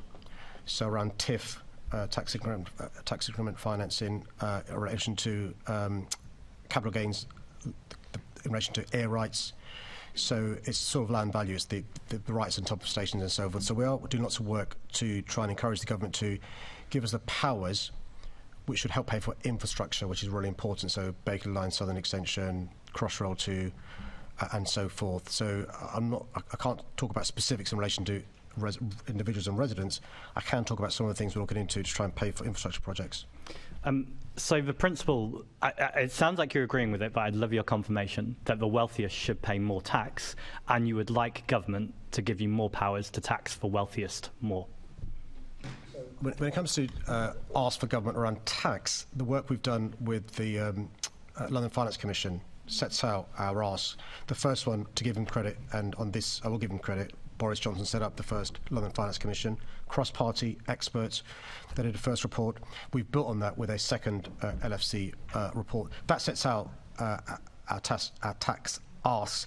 On top of that, we've made specific asks in relation to infrastructure financing, which would come through some innovation. The Northern Line extension was, the government being innovative in relation to funding that extension. I mentioned Elizabeth Line, and so there are examples out there where the government's been brave, and they can be braver. Thank you, Chair. Thank you. The next question concerns the autumn statement, and it's from Assembly Member Harani. Thanks, Chair. Thanks for the question. Last week's King's speech was disappointing for Londoners and people across the country. It's clear this government's run out of ideas. The Chancellor needs to be more ambitious. Urgent measures are needed to mitigate the deepest cost of living crisis in a generation, to help keep Londoners safe and to support London and the UK's growth and prosperity. Before the winter kicks in, the government must announce urgent support for vulnerable Londoners already struggling. I firmly back the Joseph Rowntree Foundation's call for an essentials guarantee to ensure people on universal credit aren't going without basic essentials such as food and electricity, and hope to see further support for energy costs through the introduction of a minimum floor of domestic energy use before charges begin. The housing crisis is also an affordability crisis, exacerbated by the government's inaction on affordable housing and last year's disastrous mini-budget. We did a massive uplift in support for affordable housing supply in London. To boost economic growth, support London's businesses and put money back in Treasury coffers for reinvestment in public services across the country, the government should extend the 75% business rate relief for retail, hospitality and leisure businesses and reinstate VAT-free shopping. Crucially, given London's public transport network is a source of jobs growth and investment across the UK, TfL needs the assurance of long-term funding so vital upgrades aren't put at risk. More than £500 million is needed in 2024-2025 alone. And given the disastrous decision on High Speed 2, the Chancellor should provide urgent guarantees on the future of the High Speed 2 Euston terminus. Recent protests highlight the unique additional responsibilities and extra costs incurred by the Met Police Service in policing the capital. The government must recognise historic funding shortfalls and provide resources necessary for the Met Police Service to keep the capital safe and accelerate systemic and cultural reform. A successful capital is key to a successful country. Thank you, Mr. Mayor. You referred in your answer to your call on the Chancellor to alleviate the cost of living crisis by introducing a minimum floor of domestic energy use before charges begin. Can you tell us why this could be so important for Londoners? I know you spend a lot of time speaking to the elderly and vulnerable in Brent and Harrow. You'll have experienced upset from the conversation you had last winter about the challenges people were having. And so what we're saying to the government is, look, there should be a minimum amount of energy those on lower incomes receive for free before they've got to start paying. Because what we saw last winter, which I worry this winter, is elderly people not turn on heating and suffer as a consequence. I mean, Dr. Sahota will explain the phenomenon of excess deaths. But also people aren't leaving their home because of some of these challenges. So, by having a minimum energy provided for free, you would know they'll be cooking, heating, and so forth, and keeping themselves safe before the costs kick in. Thank you. And I recently met a couple in Harrow who, in March, will see their mortgage payments increase by £700 per month. In your letter to the Chancellor regarding his autumn statement, you said the reverberation from last year's disastrous mini-budget, which saw homeowners facing hugely inflated monthly mortgage payments and private renters having soaring costs, will be felt for years to come. What does the Chancellor need to do next week to help Londoners with inflated monthly mortgage payments? Well, earlier on we heard those celebrating the former Home Secretary's appointment. Some here also celebrated that kamikaze budget that you're referring to that's led to massive increase in people's mortgages. So what that means is, by the way, for the first time in 20 years in our city, people's mortgages is more than people's rent. That's not happened in 20-odd years. And the only reason it happened is because of the massive interest rate increase because of the kamikaze budget when Liz Truss was the Prime Minister. And so what the government should be doing, and we've set out a number of options they could be doing to support those homeowners with a mortgage who are now going to struggle in relation to pause with interest payments, in relation to support with interest payments, in relation to those who really want to give the keys back, buying back, in relation to giving the keys back, and so forth. So the things the government can do to be supporting homeowners whose dream of being a homeowner has turned into a nightmare. I'll give you one example. So two years ago, many people bought home, first-time homeowners Help to Buy scheme. Those fixed-term interest rates come to an end. And so you fulfilled your dream being a homeowner under the Help to Buy scheme. Now you're paying another £400 or £500. You simply can't afford that. Okay, I'm particularly concerned about particular estates that are fully private estates where nearly 95% of households are living with a mortgage. You'll also see you would also like to see a massive uplift in government support for affordable housing supply in London. Given the ever-increasing housing costs in the capital, what level of funding does London need, and what level of affordable housing does London need? So it's first worth reminding colleagues, the government already is paying huge amounts in temporary accommodation, huge amounts in housing benefits to private landlords. What we're saying is rather than spending that money there, why don't you use that money to build genuinely affordable homes that we as a city need, which will also help the housing market because it's counter-cyclical in relation to the challenges they're having. They're not going to be able to build the private housing they want to do, so you can be getting those construction workers, those expertise, doing other stuff during this downturn. So Tom Copley's convened the Housing Task Force for the private sector, housing associations and others, and we've written to Michael Gove, who's in charge of this area. And I think the estimate is £2 billion would make a big difference in relation to stimulating the market, which is really important. Every home that's built generates 2 new jobs.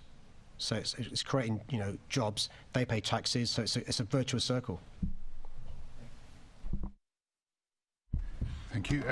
The next question is from Assembly Member Fortune, and it concerns Paper Mile Road user charging. Thank you, Chair. Thanks for your question. I've been crystal clear. A Paper Mile scheme is not on the table and not on my agenda. What I said last year, and again in September, is that TfL keeps its schemes under review, that sometime in the future smarter technology might be available to simplify the current schemes like congestion charge and ULEZ. In London, I won't move the goalposts on ULEZ emission standards, and Londoners can be confident when they buy ULEZ compliant vehicles that will remain the case. London now has the world's largest clean air zone, and we can already see that it's working. The ULEZ first month report shows 95% of vehicles seen driving in London on an average day now comply with our air quality standards, up from 85% in Outer London in May 2022, and a huge increase on the 39% seen across London in 2017. Outer London vehicle compliance rates have already nearly caught up with Inner London, bringing cleaner air to 5 million more Londoners. And more than 37,200 Londoners and London businesses and charities have already benefited from our scrappage scheme on top of the over 15,200 in the previous scheme, helping to create a healthier city for all. Since its formation over 2 decades ago, TfL has always looked into technological and policy options regarding road pricing.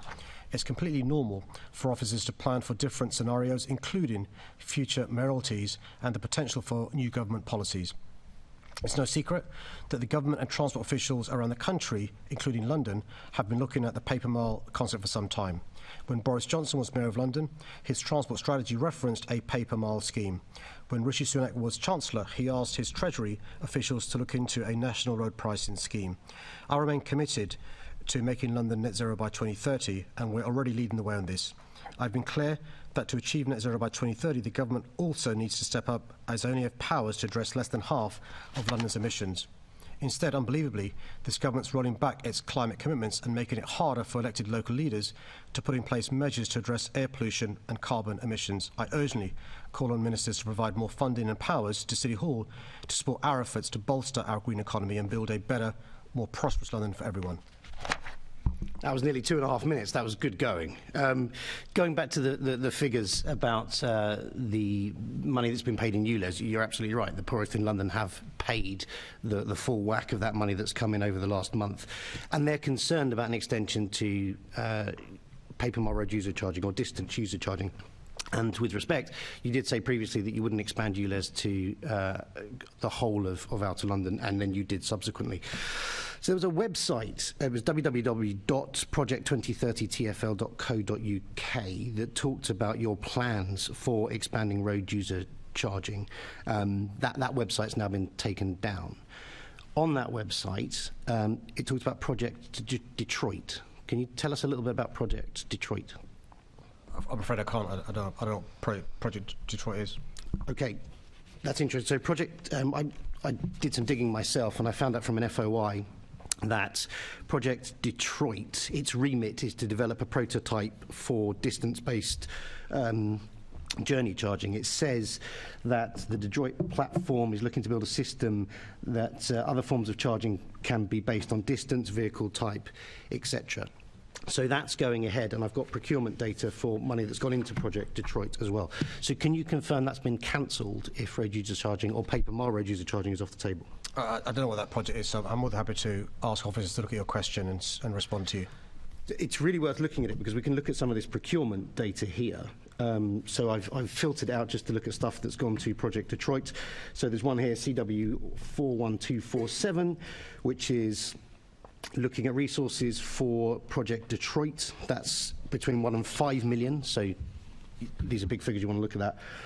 There's another one here, CW43656, which is additional resources for Project Detroit. Again, that's between 1 and 5 million.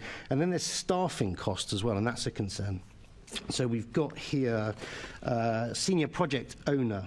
That's a salary between 250,000 and 500,000.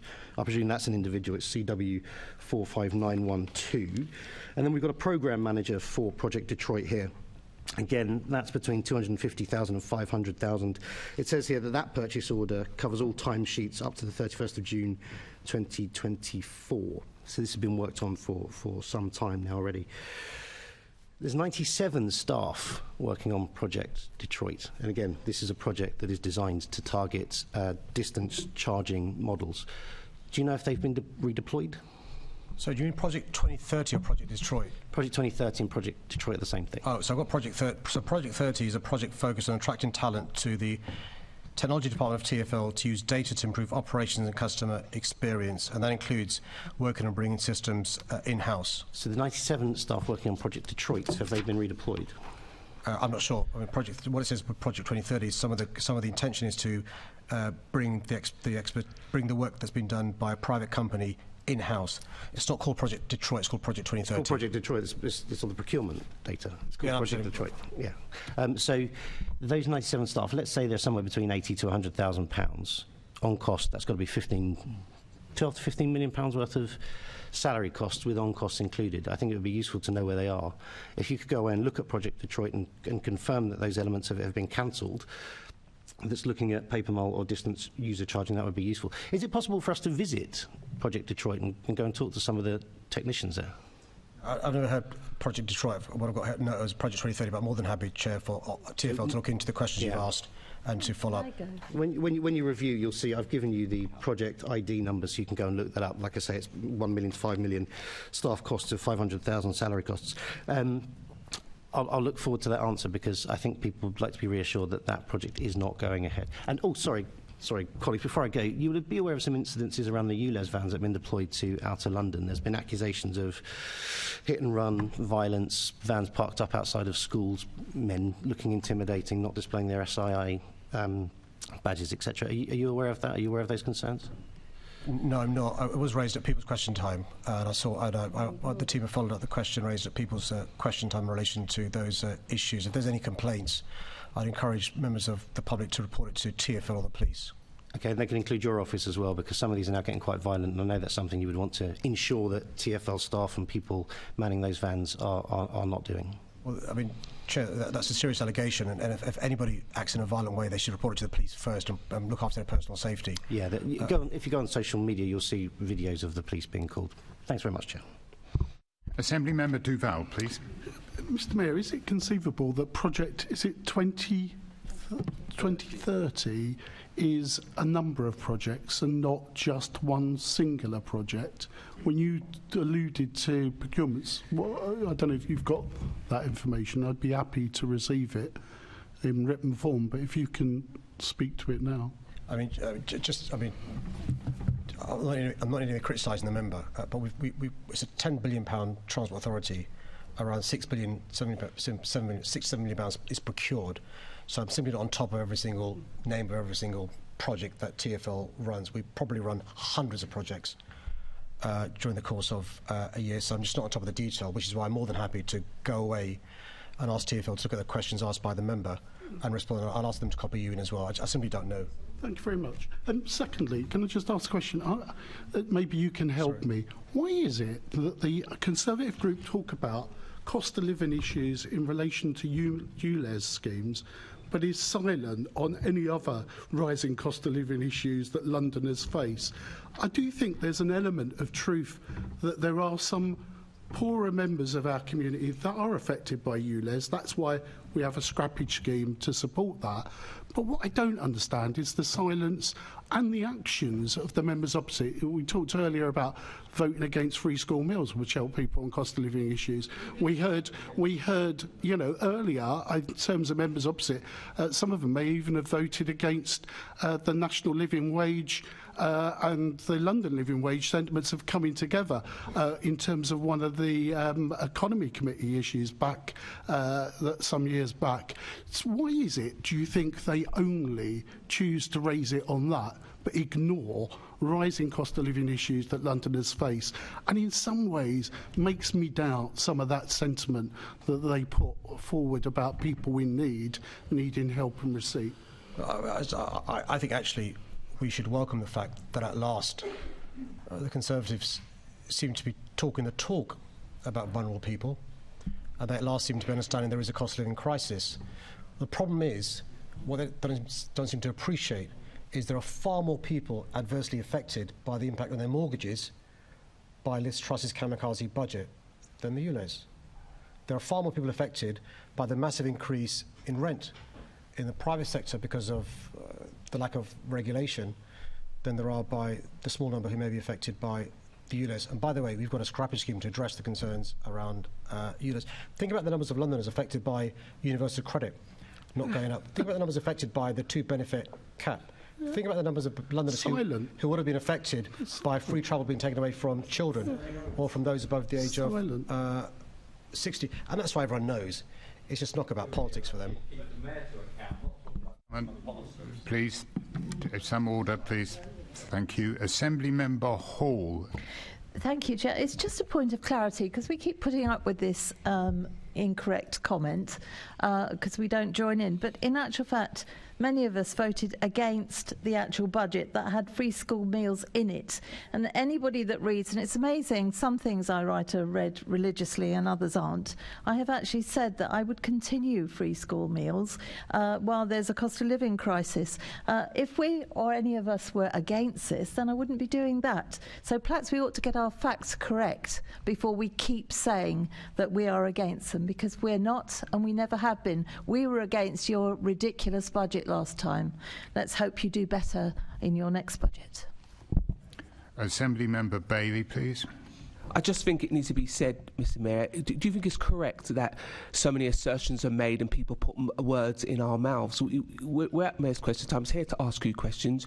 You do your best to answer the questions, but it just doesn't strike me as fair that other members put words in our mouths. I'm sure people watching this would hope that you would represent yourself correctly and also allow us to represent ourselves correctly.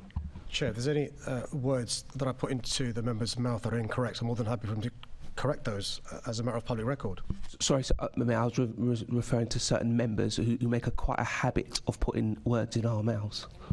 The main objective of this meeting is to question the Mayor and not question other members. But so I didn't question anybody other than the Mayor. Can we remember that? I think it's about time for a break, if not just to cool down a little. So we will return at 11:34. 11:34 back here, please.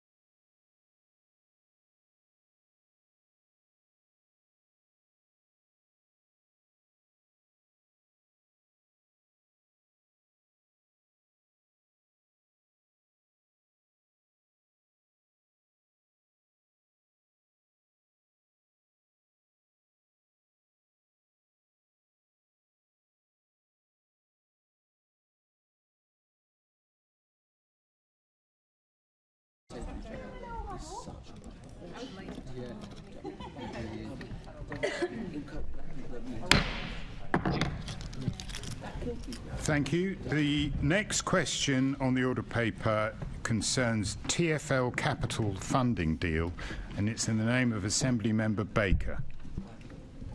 Thank you for your question. TfL continues to make the case to the government about the urgency of agreeing capital funding for 2024-2025. TfL has submitted its funding business case in September ahead of the autumn statement and continues to engage with the DfT officials. It's crucial that this leads to a confirmation of funding in the autumn statement, or TfL will be forced to consider making significant reductions in its investment programme across TfL and borough schemes. This would not only reduce investment flowing through its supply chain, but could also force TfL to look at reducing service levels and asset renewals which underpin a reliable transport network.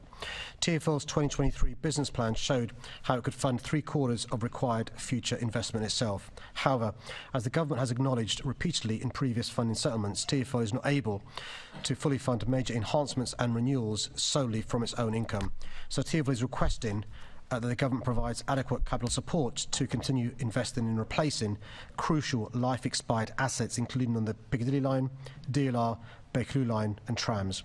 TfL is also requesting government funding to support the next stage of feasibility work for the DLR extension and bus rapid transport schemes to Thamesmead. They're also working for funding for the largest renewals on the road network and additional Elizabeth line trains needed to mitigate the impact of changes to HS2 terminus plans at Old Oak Common. TfL's capital programme makes a significant contribution to the wider UK economy through TfL's vast supply chain. TfL's expenditure is supporting jobs right across the country, including Falkirk, North Yorkshire, Ballymena, Derby and the Isle of Wight. In the last financial year alone, TfL supply spend supported over 100,000 jobs in the UK. This makes TfL a powerful engine of growth for the UK and means proper investment in TfL is important, not just for Londoners, but for the whole country.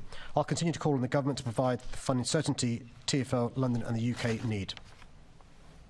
Thanks very much, Mr. Mayor, and thank you for that update, that comprehensive update on what you're seeking in terms of capital funding. I'd like to ask about two specifics, which you have referenced in your response. One of which is desire for new Elizabeth line trains needed to mitigate the HS2 demand at Old Oak Common, which of course is a risk given that the delays to getting HS2 all the way into Euston, where it should be going. I mean, there's a real danger here. I think that the government are going to mess up the one part of HS2 that they actually are delivering. And are you concerned about that we're going to have massive queues at Old Oak Common if we don't get those trains as people try and make their onward journeys? Thanks for your really important question. The timing is really relevant because there's a small window to make these orders for the trains to arrive by the time HS2 opens at Old Oak Common. If we miss that window, it's too late because it takes years to build these trains. Put aside the challenges Alstom have in Derby for the reasons that have been rehearsed. If it doesn't happen, what will happen is trains from High Speed 2 will come down to Old Oak Common. We'll have to wait on the train because there's not enough platform space for them to wait on the platform because the Elizabeth line trains will be full up from Old Oak Common going east and west. It's nonsensical. And that's why we're lobbying the government, not just for the £500 million of capital we need next year, about a quarter of our capital expenditure, but also to give the green light to orders for the Elizabeth line trains, which, by the way, may keep that factory viable. Yeah, well, I hope that green light comes soon. And just, yes, referencing, because the background to this all is, are we planning long term? Are we funding things long term? Is that what the government's plans are or not? And specifically, been talking recently with Logistics UK, who are emphasising the need for a 30-year infrastructure plan to deliver a national logistics network, and how crucial the investment in infrastructure is for the productivity of the economy overall. They have identified the lack of investment in infrastructure as the key point. So, as you say, you've asked for the 5-year capital funding arrangement. Is there anything more you can do to ensure that the government prioritises long-term funding of our infrastructure? So just to explain how bad things are, so the government have agreed for other transport authorities around the country to have long-term deals, 100% revenue, 100% capital. For London, they're giving us 1-year deals no revenue from next year. All we're asking for is 25% of capital, still no answer. That's how bad this government is when it comes to London. And so we're doing all that we can to try and explain to the government our business case, why we need it, how it supports the UK PLC, 100,000 jobs in the last year alone. Derby is just one example. I'll give you other cities around the country that'll be affected. But also, our ability to negotiate is much harder when it's last-minute negotiations. The bus contracts that I know UK are passionate about buses, they're 7-year contracts. You know, we're having to wait and say, can we delay it by a further 6 months? We've not got the money. We're paying premium money to do that and stuff. So, you know, the government have been given all the paperwork. We are answering any questions they've got. Still no news. Autumn statement next week. Fingers crossed it's there. If it's not there, fingers crossed it's this side of December. I make this point. Those members of the Assembly who do a really important job on budget and oversight, budget performance, I'm putting them on advance warning. If we've got not good numbers from the government, don't be surprised if the budget's got lots of TBCs. Yeah, thanks, Mr. Mayor, and it's a terrible shame that there's been such a feature of this term of office. Thank you. Back to you, Chair. Thank you. The next question concerns rent control, and it's in the name of Assembly Member Best. Thank you for your question. Rents in London are astronomical, and bills and the cost of household essentials continue to rise. Many Londoners are only just about managing, and the situation is getting worse. Recent City Hall analysis found that average asking rents for new tenancies in London are set to increase to £2,700 per month in 2024. More and more families are at risk of not being able to pay their rent and being evicted. There is evidence around the world that a well-designed rent control system can be successful. I'll continue to learn the lessons from international examples. We must have a system of rent controls that's tailored to the needs of London. That's why I proposed a private rent commission to bring together experts across the sector, including landlords and tenants, to design a bespoke system for our city. London's private rented sector needs a fundamental overhaul to make it fit for the 21st century, and it's crucial to get the details right. I'm disappointed that the Renters Reform Bill that we've campaigned for, while welcome and long overdue, has missed an opportunity to address the ongoing housing affordability crisis. Renters need help now, and I'm not prepared to sit by and do nothing while they struggle.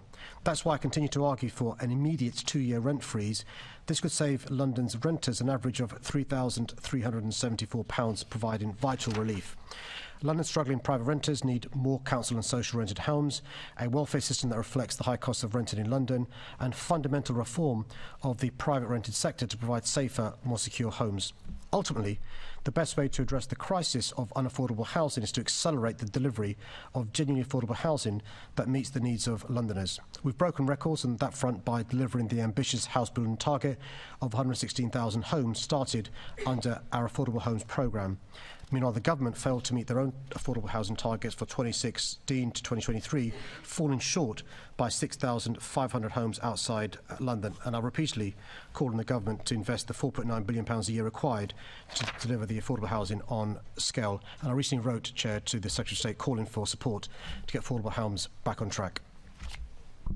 Thank you, Mr. Mayor. And of course, the private rent sector is creating one of the biggest cost of living pressures that we can see in the capital at the moment. And I do wish members would pay attention to the agenda which they get published, because when they make aspersions about the fact we're not asking these questions, they literally have the paper in front of them that tells them that's not correct.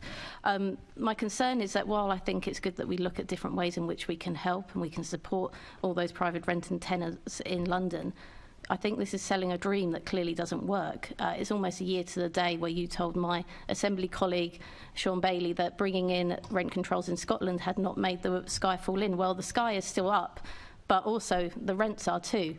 22% higher for new rents now in Edinburgh compared to 14% in London. And if you look at Scotland as a whole, on average, rents are 16% higher, much higher than in London.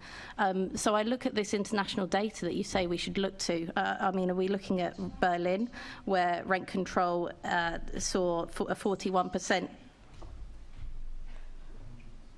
41% increase, where properties fell by 41% and demand went up by 172%.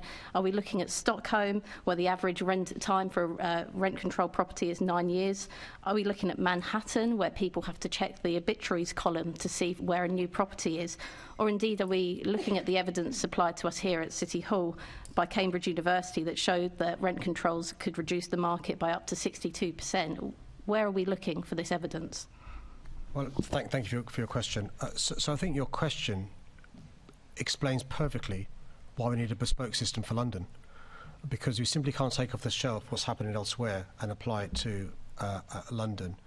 And so what the recommendation that we had in relation to the London model was for there to be a private rent commission set up that would include landlords, tenants and other experts to look at what works best for London. A lot of enabling work's required for us to do that. Data on rents different in London to other parts of the globe. The infrastructure to enforce what other reform is required. The property portal, for example. And that's one of the reasons why what I'm not suggesting, and I never have, is let's adopt a rent control model used elsewhere. And the point in relation to the sky falling in, it's a point raised earlier on by Member Leon Duval. Those same sorts of points in relation to the impacts on the market, employers will go bust, people lose their jobs, it's not worked elsewhere, were made when we introduced a national minimum wage in 1997. So I think it is possible to have a bespoke rent control system in London. In the short term, though, we could freeze rents, which I think will make a big difference to the quality of private renters' lives. You just said, though, that we'd look to international examples where we've seen success stories. So I'm asking you, which are those international examples? I think what I said was we'd look at international examples, not just lessons that have where it's worked, lessons where it hasn't worked. So in relation to, for example... No, you said that you would look at success stories of international examples, so I'm just asking which are those international success stories? So I'll give you an example of a success story. Is during the course of a tenancy where rents can't go up, the tenants benefit. There's a challenge in relation to what happens in between tenancies, and there's a challenge in relation to the supply chain. Vienna, because of the housing stock is very different, and you can't compare like with like because a lot of the housing stock is pre-1945. There's rules for property before 1945, and there's rules for property post-1945, and there's rules for those properties that have been renovated in the 1980s. And that's why you can't see a one-size-fits-all. Where there's been success is in relation to the pre-1945 properties, and the rent freeze is there. A good example of using when the homes were built in relation to a model to be used. We can't use the Vienna model or the Scotland model or the Berlin model or the New York model because London is very, very different. No, so there's so there's international examples we can look to for success. But you have said about setting up this private renters commission, and like I say, I think we should look at everything, but you're saying there has to be a very bespoke London model, and I think people would like clarity on that. Will you look to accelerate bringing that private renters commission into existence? No, we can't without government support and devolution of you power. can begin a commission, and you can look at how you would do this, because if you can create the case for why this is successful against all evidence to the contrary, then you will have a better case to take to government. But at the moment you have nothing. As you've just pointed out, there isn't an international example we can look to. We can't look at Scotland, we can't look to the GLA's own research.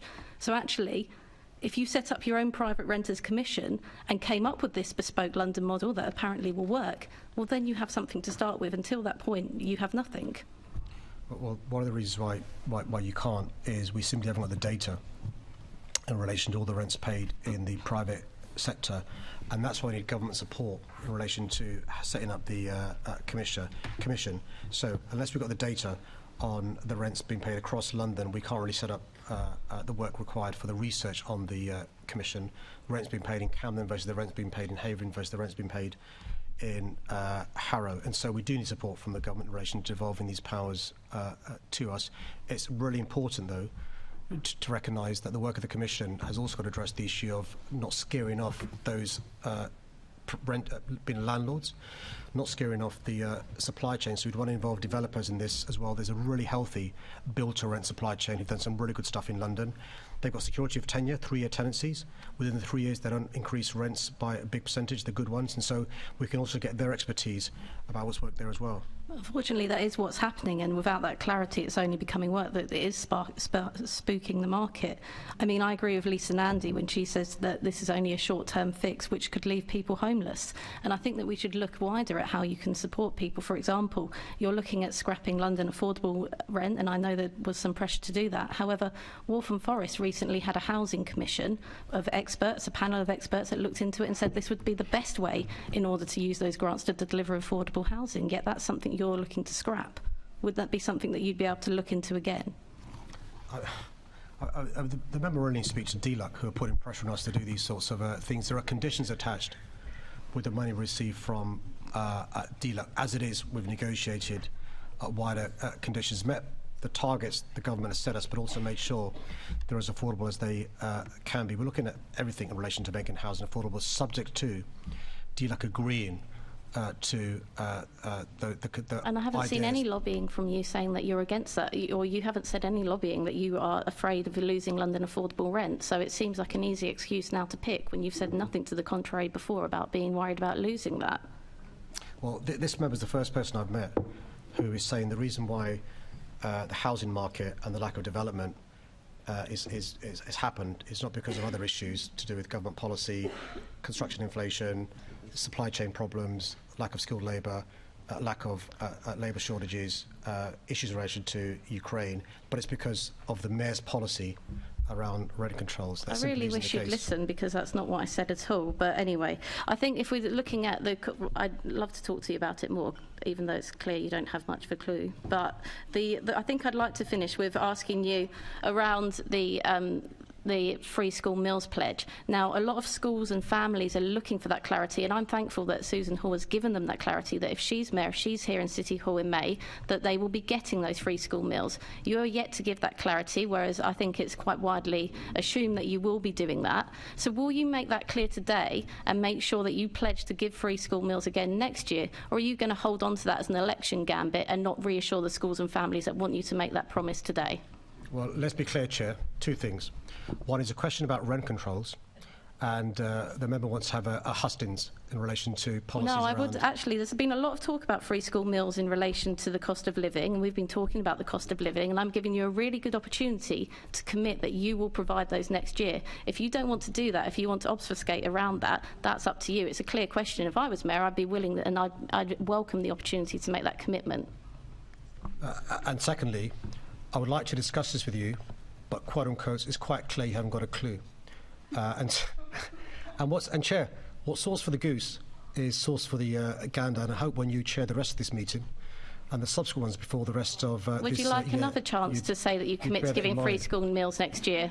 Would you like one more chance to say that you commit to giving free school meals next year? Well, Chair, I'm really happy to put on record my thanks to the schools, the parents, the staff who have enabled us to make history this year. For the first time in the history of our great city, every child in all state primary schools in our city is receiving a free nutritional meal. That means every family, just one child, saves £440 a year. And what it means is I think it's clear then, Mr Mayor, that only one candidate here for the next mayoral election believes in free school meals next year, and thank you so much for making sure that it's clear that you won't make that same commitment that Susan Hall has. Chair, when you reflect upon the way you chair this meeting, I think you'll accept it's not been impartial. Assembly members should at least try and stick to the point of the question, please. Thank you very much. Assembly Member Moema, please. Thank you, Chair, and good morning, Mayor Khan. I just wanted to speak to you about the underlying issues and the reason how we got to a point where you in the previous manifesto and were calling for a London-specific rent control which should be developed with tenants, landlords and also lenders, those people that are involved in the sector as a whole. But thinking about more broadly, you know, Section 21 being the #1 driver of homelessness in our capital city, just yesterday, as part of a two-part investigation, we've been looking at temporary accommodation, and the drivers around homelessness are immense. I think whilst I appreciate some of the points that the member made, I think it's really important for us to note that affordability is underpinning a lot of the changes. We've had a freeze in local housing allowance for the last 2 years at least. There was a bit of respite during COVID, but I just wonder what your thoughts are on looking at why Londoners need a rent control, why affordability, along with things like free school meals, addressing the cost of living here in the capital, why we'd be looking at making sure that there are actual practical, implementable steps that can be taken.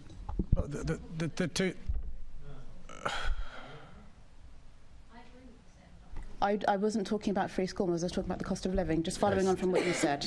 Yes. I mean, Chair, some said you've got to take control of this meeting. Yeah. I mean, it's worse than Tony Devonish. Yes. Are we quiet now? Good.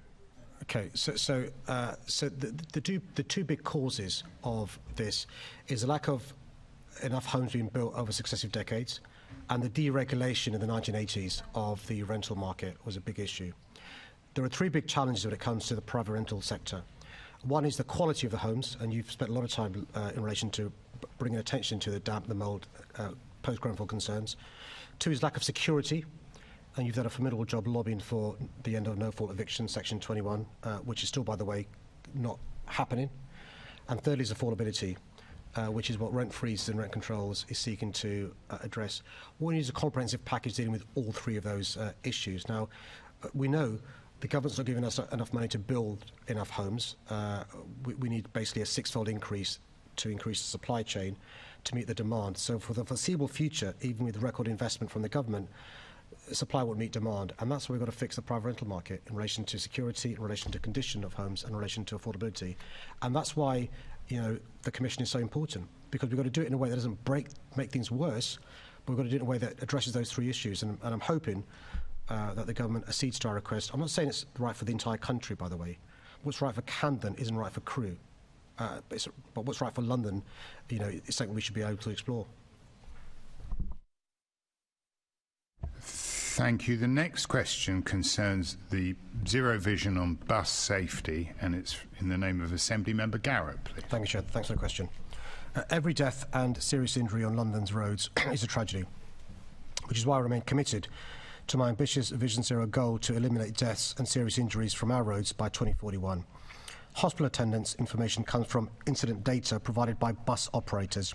According to that source, in 2016, 1,787 people died or attended hospital as a result of safety incidents, and they include medical episodes and assaults involving buses. In 2022, the equivalent figure was 707. That's a 60% reduction. These figures are included in TfL's bus safety dashboard, a summary of bus safety incident data submitted to TfL by contracted bus operators. Attending hospital is often precautionary and doesn't tell us about the actual injury severity. That's why TfL's safety reporting to the government is based on Stats 19 data collected by the police. During 2016, the definition of serious injury and the way the police record data was changed, meaning comparisons of current performance involving deaths and serious injuries with individual years prior to 2017 should be treated with caution. While I'm not complacent, I'm pleased that the number of people killed or seriously injured in collisions involving London buses was reduced by 54% by 2022 compared to the 2005-2009 baseline. As outlined in our recently published bus safety strategy, TfL and I remain fully committed to eliminating deaths on or by a bus by 2030. We've made good progress and we must continue this focus on safety. TfL is working with bus operators to support them to improve the safety of their services for customers and all other road users. The roadmap of improvements and new technology we're introducing across the London bus fleet is making our vehicles safer than ever before. These include camera monitoring systems, intelligent speed assistance, improved front-end design, occupant-friendly interiors, and the forthcoming introduction of autonomous emergency braking. All these changes have made significant improvements to the safety of Londoners using our bus network and on our streets. TfL is also reducing speed limits where appropriate across London, increasing bus lanes and improving driver training. Bus customers and other road users will also benefit from TfL's wider Vision Zero plan, which includes measures such as lower speed limits, increased enforcement and safer junctions. I've always been clear, Chair, that we can only achieve our Vision Zero goals for buses through partnership working. I'm grateful to all our bus operators and bus drivers who recognise the importance of putting safety first and working together proactively to improve bus safety. in amongst all of that, somewhere you did admit that TfL's buses hospitalise about 50 people every month. And no one seems to really notice that. It's on the bus dashboard, as you say, but that's quite hard to obtain. It's not a very user-friendly interface. My concern is if this is supposed to be the top priority, it should be put under the noses of the TfL board who are responsible for this, not just put on a website that's hard to find and hard to use. Most recent Commissioner report from the October meeting covers August and September. In those 2 months, 99 people were hospitalised by or on TfL buses, but that fact wasn't anywhere in the Commissioner's report to the TfL board. It should be, though, shouldn't it? If this is an important thing that we're measuring and trying to improve, it should be there in his report so that the board can see it and see progress against it.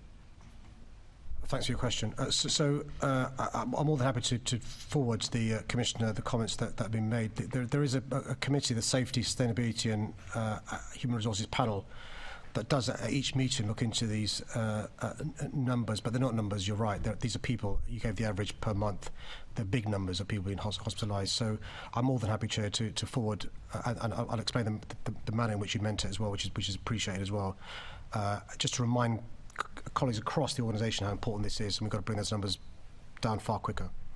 So 13th of December TfL board meeting, we can hope to see that figure is brought to whatever the number will be. It's probably going to be about 50 a month. For the December report, that figure will be in the Commissioner's report, you think? No, what I said, I'll pass on your suggestion and say that I agree with it, and I'm sure the Commissioner will respond. I'm not going to tell him what to put in his report, okay. but he'll appreciate what you mean and why you want it to be there and stuff. And fatalities? You don't think fatalities should be in there as well, because they're also not in there? They sometimes are, sometimes not? Sure. I mean, I don't want to draft by committee the Commissioner's report, okay, as it is. Well, hang on. I'm not drafting it by committee, but like in that period, there was a person who was killed in a collision with a bus. It was in Bromley. No mention of that was in the TfL Commissioner's report for that period. Does that not strike you as an oversight, given that you're supposed to be aiming for 0 deaths and serious injuries? I simply can't recall. I mean, I've been to various meetings. What was in the Commissioner's I'm telling you it wasn't. It's a public document. It's not in there. It should be in there, shouldn't it? Well, the written report is supplemented by an oral report. That's what I'm saying to you. Is I'm not sure whether his oral report supplemented what was in the written report. Often the Commissioner supplements his written report with further information, which is why sometimes the Commissioner's report is quite long. I'm more than happy to take away the idea from the member that he either in writing or orally has the information. I would like to see it in writing, but I look forward to that request being met. Thank you, Chair. Thank you, Mr. Mayor.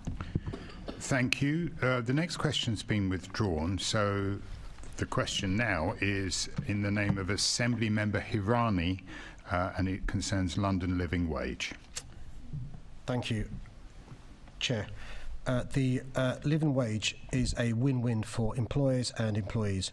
For employers, it helps recruitment, retention and productivity.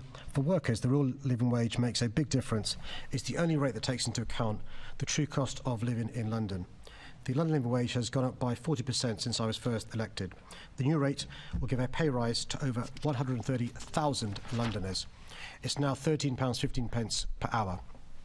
That's over £5,000 more a year than the government's minimum wage. Over the coming months, this extra pay could be vital in covering everyday costs like gas, food and electricity bills. And the living wage makes a difference to our economy too. Thanks to the living wage, £3 billion in extra wages has gone to low-paid workers across the UK since 2011. Money that then goes back into the local economy. I announced the new rates at the London Stadium, a living wage employer. I met workers there who benefit from the London living wage, and they told me what it means to them. It means they have confidence they aren't going to struggle to cover the rising costs of food or other essentials. We now have over 3,500 living wage employees in the capital. This includes over half of the FTSE 100 companies, household names like Aviva, Lush and The Oval, as well as many of London's smaller businesses. I know that the cost of doing business is rising, but despite these tough economic times, the number of living wage employers is growing. There's been a 6-fold increase since I became mayor. Getting more employers on board builds a fairer, more affordable and prosperous London for everyone. And whilst I'm proud of the success of this campaign, there is more to do, especially in London's lowest paid sectors. We know that workers need secure hours as well as fair rates of pay. That's why I'm proud that the GLA is now a living hours employer. That means not only fair pay, but having enough work each week to make ends meet. I urge more employers to make this important commitment. Thank you. And this is good news for the 130,000 Londoners that you alluded to, whose employers do the right thing and pay the London living wage. How are you working to encourage employers that do not currently pay the London living wage to pay it? And this is really important because a number of employers are nervous because they think paying the London living wage will affect their profit margins, which are already very tight, and affect the cost of doing business. And what we're doing is getting those employers that do pay the living wage to speak to those that don't, to explain the benefits of their business, improved recruitment, improved retention, less staff absences, more productivity, more profits. And that sort of peer-to-peer stuff is paying dividends because we've seen a big increase over the last year. I'm aiming for more increases over the next year. To give you an idea of the progress made, when I became mayor, 20% of Londoners weren't receiving the London living wage. That's now down to 13%. So it's going down every year. Thank you. And in a consultation response from the London Assembly Economy Committee to the Low Pay Commission in July 2019, the GLA Conservative group fundamentally disagreed with the conclusion that the national living wage should mirror the London living wage. Their dissenting note argued that an, quote, increase would be the most damaging to the low-skilled and lowest paid whose skills and value to employers do not meet the London living wage. Do you agree that increasing the national minimum wage to a real living wage rate would be the most damaging to the low-skilled and lowest paid whose skills and value to employers do not meet the London living wage? Or do you believe that everyone deserves a wage that means that they can afford the basic essentials? Well, I'm slightly nervous answering that question because I'll be accused of putting words in the mouths of members of the Assembly. You've just quoted verbatim the words of somebody aspiring to be the mayor of the greatest city in the world. Another example of why she's not fit to be the mayor of this great city. Thank you. Thank you for that. We now go on to Assembly Member Clark asking a question about second staircases. Thank you very much, and thanks for this really important question. The Grenfell Tower tragedy made it clear that building safety needed a complete overhaul to reform the regulatory system and ensure buildings are constructed to high safety standards. I welcomed the government's decision last December to consult on a requirement for all residential buildings over 30 metres to include a second staircase. Buildings with one staircase are not inherently unsafe, but a second staircase provides additional routes for evacuation and firefighting in the event of an incident. Accommodating a second staircase into building design is not, however, a straightforward task. It impacts on the design of a building, and this in turn affects revenue from rent and sales, affecting the viability of a scheme. It's extremely disappointing that the government has not moved forward at the pace necessary to give the sector the clarity it needs to plan for new requirements. Despite being launched nearly a year ago, the government has still not formally responded to its consultation.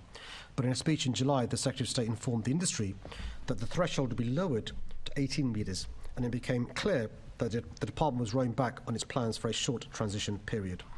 Data from my planning team shows 34,000 homes on major developments were on hold pending confirmation of the new rules. In August, my Deputy Mayor, Tom Copley, reconvened the Housing Delivery Task Force. Members called for urgent clarity from the government on when regulations will be introduced and details of the technical specifications, which is crucial for resuming building at the scale needs. And I've also written to the Secretary of State pressing for clarity. Thank you for that, Mr. Mayor. The government has now given a 30-month notice period, which in their consultation document they said they would have a very short transition time. Do you feel 30 months is a very short transition time? Clearly not. What it means is for 2.5 years. 2.5 years. We're going to still have the situation that we had in the past. By the way, notwithstanding that, we're still waiting for the technical details. Still waiting for the transitional arrangements, and so I'm afraid you're still going to see developers be nervous bringing forward these schemes that we desperately need.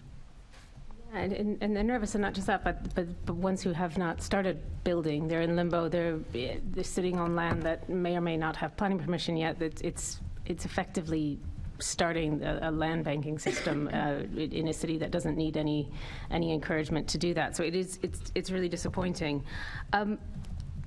What steps can you do to ensure that developers do conform to the guidance of requiring a second staircase?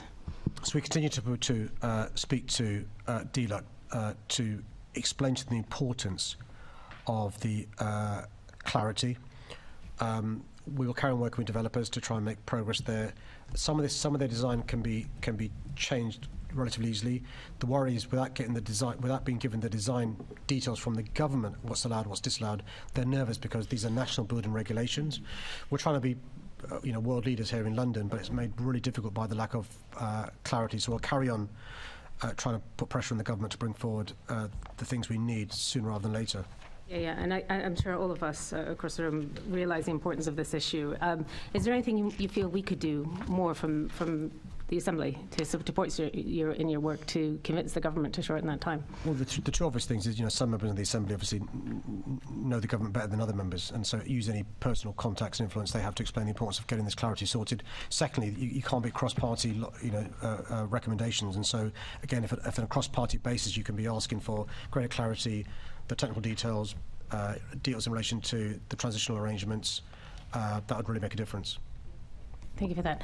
And Chair, I had Sheikh's question as well, which I think the Mayor answered my question, but not Sakina's question. Is that correct? So we just had an answer to question. We had a question. I apologise. I thought your question was regard to second staircase. So there's two questions. So the first one. Question about second. Yeah, that was the second one that was answered. I am not aware of that question. Okay, that's fine. I'll continue with follow-ups if that's okay. Thank you. Because I think that's just going to make more sense, actually, because Sakina and I had similar questions. So getting back to the London plan and evacuation measures that are included in the London plan, how can the government, or how would you encourage the government to follow the lead of the London plan in terms of evacuation strategies? So one of the things that we've been explaining to the government is they should really be accepting all the recommendations of the Grenfell Tower report. And if you remember, quite a few of those people who perished were disabled.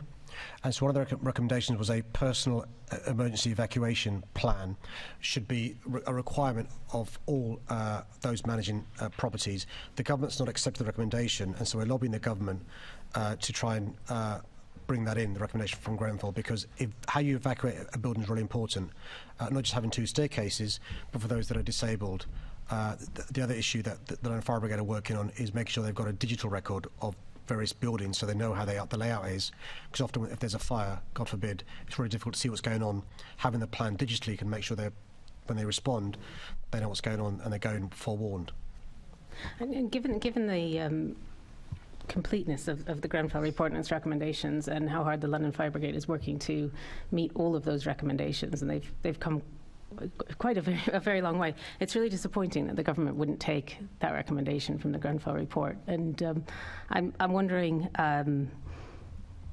what more we could do to highlight that, because I think that isn't widely recognised, and I am concerned that while we have a London plan, other cities don't have such plans.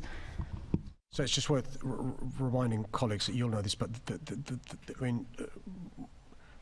London has double the number of tall buildings than the rest of the country put together, more than double in London. But also the LFB recognised there were failings on the night of Grenfell Tower. They've got the humility with the new Commissioner to understand that. They want to respond to that. And we've given them the resources that the Home Office didn't give them to have the right equipment, right training, and so forth. All the recommendations made to the LFB have been actioned, except for two, which will be actioned by January, we're hoping, unlike the government. And so you will carry on supporting the fire service to make the changes, the transformation that's required. They do need support from the government. We are giving LFB far in excess of what the Home Office say we should be giving them financially, but they need that for the kit, the training, and so forth. Park for a second the additional challenge they have with flash flooding, wildfires, and so forth.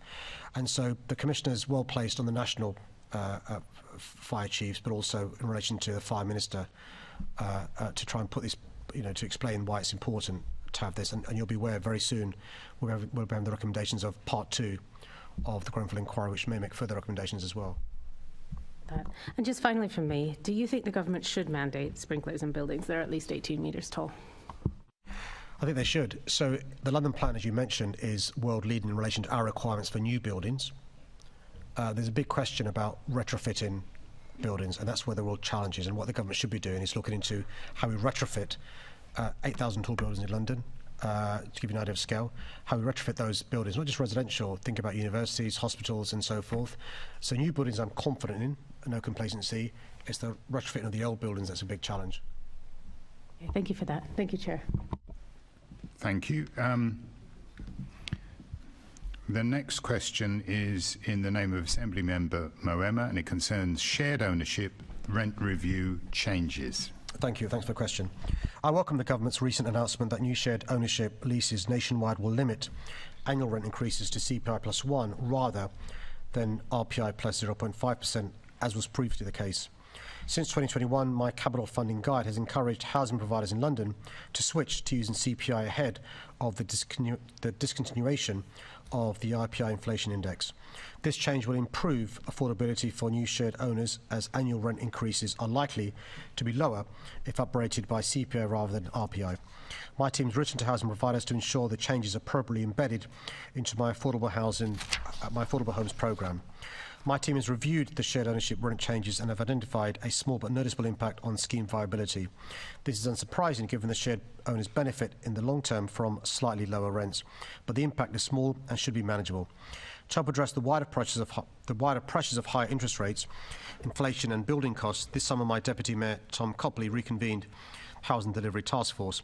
This has resulted in 29 recommendations for government, which I shared with them ahead of the autumn statement. I'll also continue to lobby for the £4.9 billion a year that independent research shows is needed for us to build genuinely affordable homes in London at a scale that matches the huge need in the capital. City Hall, boroughs and developers are united in the need for the government to urgently invest in London's housing. Shared ownership homes must be part of that and are an important first rung on the housing ladder for many households. Thank you, Mayor Khan. And I think it's really welcome for shared owners that that change means that their costs, their outgoings will be slightly lower over the lifetime of their, as they staircase and over the lifetime of their mortgages. But I just wanted to ask you, you've talked today about the Affordable Homes Programme and how that's been reprofiled to look at the number of new homes being built. And obviously the shared ownership element of that, the affordable homes, will have changed as a part of that. I wonder what thoughts you might have about delivery of this small but growing tenure in London in terms of supporting people that want to buy homes but struggling to access the open market with its astronomical prices. Yeah, just give you an idea of the compare and contrast. So to get a shared ownership home, roughly speaking, the deposit you need is about £30,000.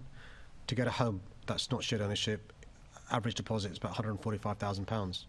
You know, and so it really is a good first rung of the ladder of those who want to be owner-occupiers, and many Londoners still have that dream, which we want to fulfil.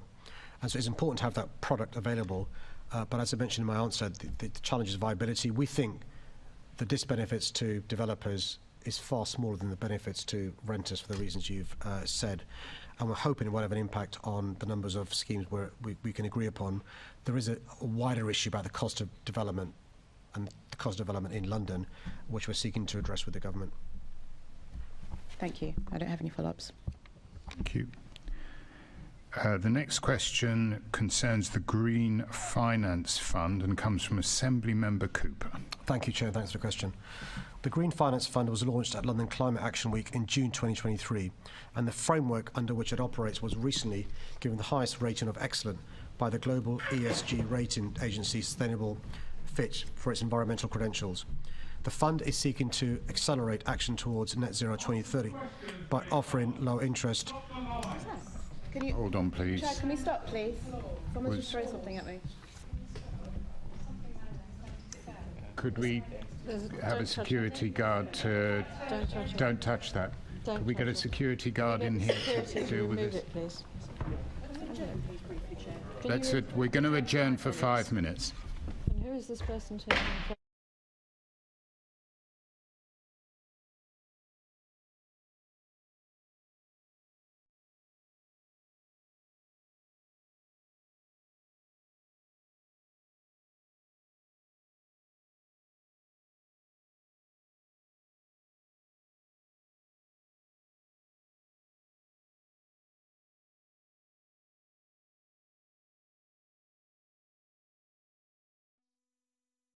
This is the broadcast from City Hall. the home of the Greater London Authority. Please stand by.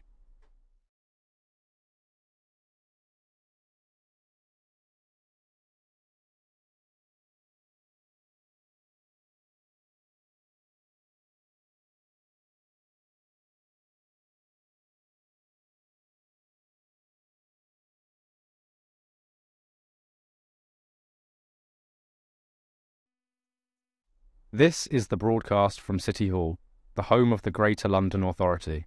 Please stand by.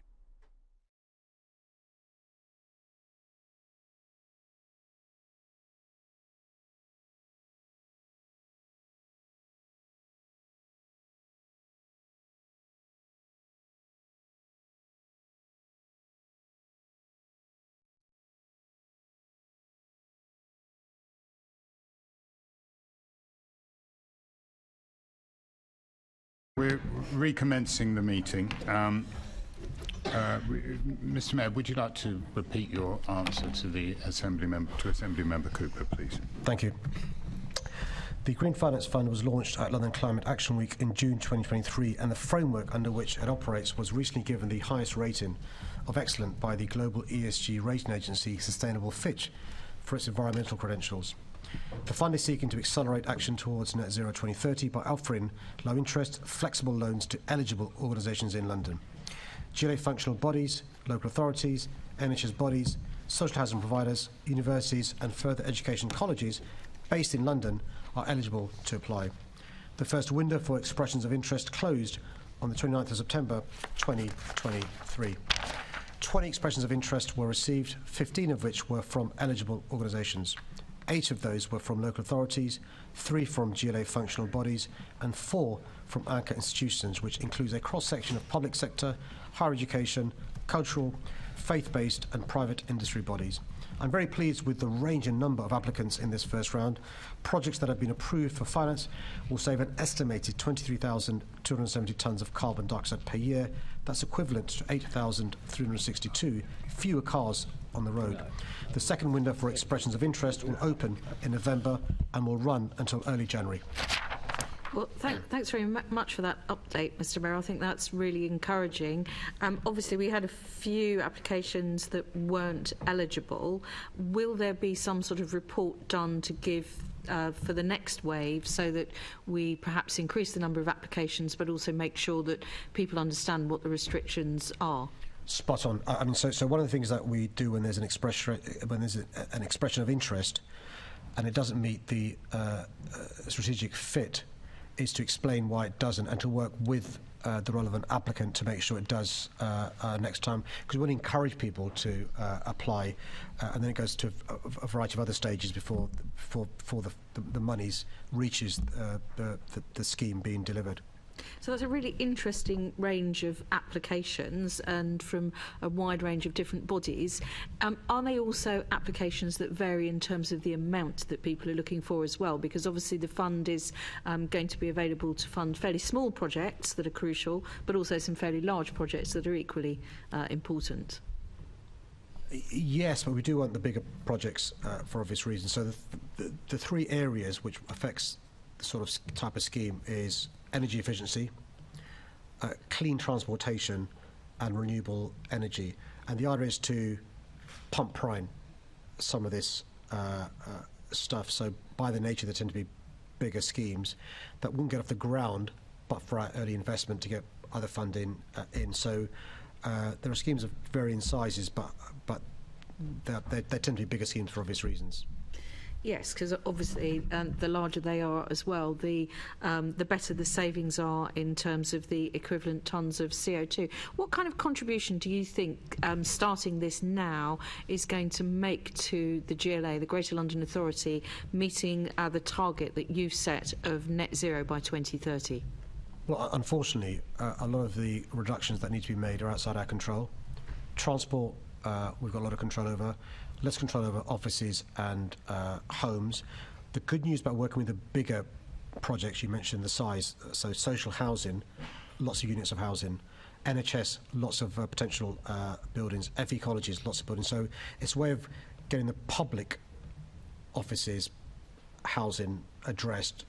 There's still an issue about retrofitting dealing with private buildings and private accommodation. But the good thing you see is it shows leadership and it shows it can be done. That's really important. What you want is, the government having confidence to do more of this as well as those in the private sector, doing it themselves. They can afford to do so. It saves money in the long term as well. Smaller bills, which is really important. The cost of doing business. So, in fact, actually, the leadership around changing the mindset of people about what they can actually do to meet the crisis and to achieve net zero. Do you think that's almost as important as actually having the money there? There are lots of businesses, homeowners, people in transport who want to do the right thing. They need to be encouraged, but they need some support financially to start things going, and that leadership is really important. And the good news is, from a situation where there appeared to be no interest, we've got a situation where there's a lot of interest. And what I want is a situation where there's so much interest that we encourage the market to change and the whole green finance market to change, which is really important. You can make money on it at the same time as reducing carbon emissions, improving the air quality, having cleaner transport, and so forth. Thanks very much, Mr. Mayor. I look forward to hearing more about these projects in the future and about the further waves coming through. Thank you, Chair. Thank you. Will the Assembly agree to suspend Standing Order 2.9b in accordance with the provisions of Standing Order 1.1h in order to allow the remaining business on the agenda to be completed? Thank you. The next question has been withdrawn, so we now go to the question in the name of Assembly Member Rogers concerning the ULEZ scrappage scheme. Thank you for your question. Last month, TfL published the London-wide ULEZ first month report, showing that compliance with the ULEZ standards now stands at 95% across London, including Outer London. To support the ULEZ expansion, we funded a £160 million scrappage and retrofit scheme to help Londoners, small businesses and charities switch to cleaner, greener modes of transport, the largest programme of its kind in the UK, in addition to the previous £61 million London scrappage schemes. Since January 2023, our scrappage scheme has provided support to those who needed it the most, initially prioritising low-income and disabled Londoners. In August 2023, we expanded the eligibility of the scheme, meaning all Londoners can now apply for up to £2,000. Small businesses and charities are eligible to receive increased grant payments of between £6,000 and £11,500. TfL and I have listened throughout and adapted the scheme where possible to meet the needs of Londoners. Together, the ULEZ expansion and scrappage scheme are helping to clean London's air by taking polluting cars off the road and providing grant payments to successful applicants to scrap or retrofit vehicles that do not meet emission standards. More than 37,200 Londoners and London businesses and charities have already benefited from scrappage grants, with millions of pounds that are available. This is on top of over 15,200 vehicles that were scrapped or retrofitted from the previous scheme. TfL has also expanded the set of of temporary exemptions to support disabled people and community transport minibuses, as well as businesses and charities with brand new compliant vehicles or retrofit solutions on order. All the supports come from City Hall and TfL. London has received no help from national government, unlike every other clean air scheme in the country. I'm proud that our scrappage scheme has resulted in over £120 million in funds being committed to date to help London residents, small businesses and charities to transition to green alternatives, including more than £49 million to scrap cars and motorcycles and more than £70 million to scrap vans and minibuses. A month on from the expansion of the ULEZ, the number of non-compliant vehicles seen driving in London has decreased by 77,000 vehicles, which is 45%. Our scrappage scheme has had a direct impact on this impressive reduction, which will reduce air pollution and improve the health of Londoners. Millions are still available in the fund, and I urge people living in the capital who own a non-compliant vehicle to apply for the support available. Thank you for your response, Mr. Mayor. As you can appreciate, our offices are getting a number of constituents coming to us with issues accessing the scrappage scheme, one of which I wanted to raise with you today. So I had a constituent who scrapped a car in her name but was also used by her husband, which is a fairly common setup. She chose to be given an annual bus pass as part of her scrappage deal, but she wanted it to be in her husband's name, the pass, because they had a discussion. They realised that he was going to make much more use of it. The pass was issued in her name, though, and thus far TfL are basically refusing to reissue a pass for her husband instead. And I'm not sure whether this is just a red tape issue with this particular case, or whether it's a gap in the policy, if you see what I mean. So if it really is the case that a free bus pass applied for as part of the scrappage deal can only be issued to the person in whose name the scrap vehicle is registered, to me that seems like a bit of a gap, and it should be that if you're scrapping a vehicle and you want a bus pass, you should be able to nominate anyone within your household. I don't know if that's the current case, or if it's not, whether it could be. Whether it's a gap or whether it's red tape, it certainly is not fraud. And that's why I'll ask TfL, with your permission, to look into the individual case after MQTs to resolve that, because the purpose behind the rules is to avoid fraud, right? To make sure there's value for money. That clearly isn't. So can I take that away and deal with that? Yes, please. And also, if you look into whether that is a gap in the policy or just an individual case, that'd be helpful. That was a very, very good point. I'll also look into that as well. That's great. Thank you, Chair. Assembly Member Cooper. Thanks very much, Chair. And I'm grateful to Assemblymember Rogers for raising the issue of the administration of the scrappage scheme. I'm sure those of us with constituencies are doing quite a lot of casework on a variety of things. I had a very strange case where someone in my constituency was told that her car, which I've actually seen her driving, was not in fact a vehicle, and therefore she wasn't able to claim the scrappage scheme, which was quite hilarious. She actually sent me the email. But I was able to resolve that matter with TfL. But I think there are a few glitches in the system, so anything that you and the Deputy Mayor can do to help sort of sort out the processing, because sometimes, for example, in Merton, you can only have one vehicle pass to park outside your house in a CPZ, so you need to get one vehicle scrapped before you can then get the new vehicle, and there's some sort of glitches like that that are causing some problems. Are you and the Deputy Mayor able to sort of make sure that TfL gets a move on? So just can I apologise to anybody affected by those glitches and stuff. I mean, the TfL are going through lots and lots of applications, so without in any way excusing or ameliorating the concern to your constituent in percentage terms, it's very, very small people inconvenience, but to them it's important, it's 100% to them. So we haven't got one, we've got two Deputy Mayors looking into these issues, both Seb and Shirley, so I'll make sure we have another focus on what we can do to address those glitches that you mentioned. Thank you. On a slightly wider matter, you will have heard me speak about this on a regular basis, because of the really significant health and environmental benefits of introducing the central ULEZ, the inner London ULEZ, and now the expanded Greater London ULEZ scheme. There is the issue of the boundaries, and in fact you were just talking about other cities who have help from the government, but it's all in small pockets. Do you agree with me that we really do need some leadership here from the government on a national scrappage scheme to get rid of this ridiculous boundary issue, and that there should be helping us all move to a future where, you know, there's less fossil fuel being used and vehicles are cleaner in general? Well, talking about leadership, I must commend the two councils that you represent, Merton and Wandsworth, have given additional support to those making the transition, and it's well done. I'm sure you had a role to play in that, but it's really good news in relation to leadership to make that transition. But frankly speaking, the government's making it more harder for local authorities and regional mayors to support people making the transition.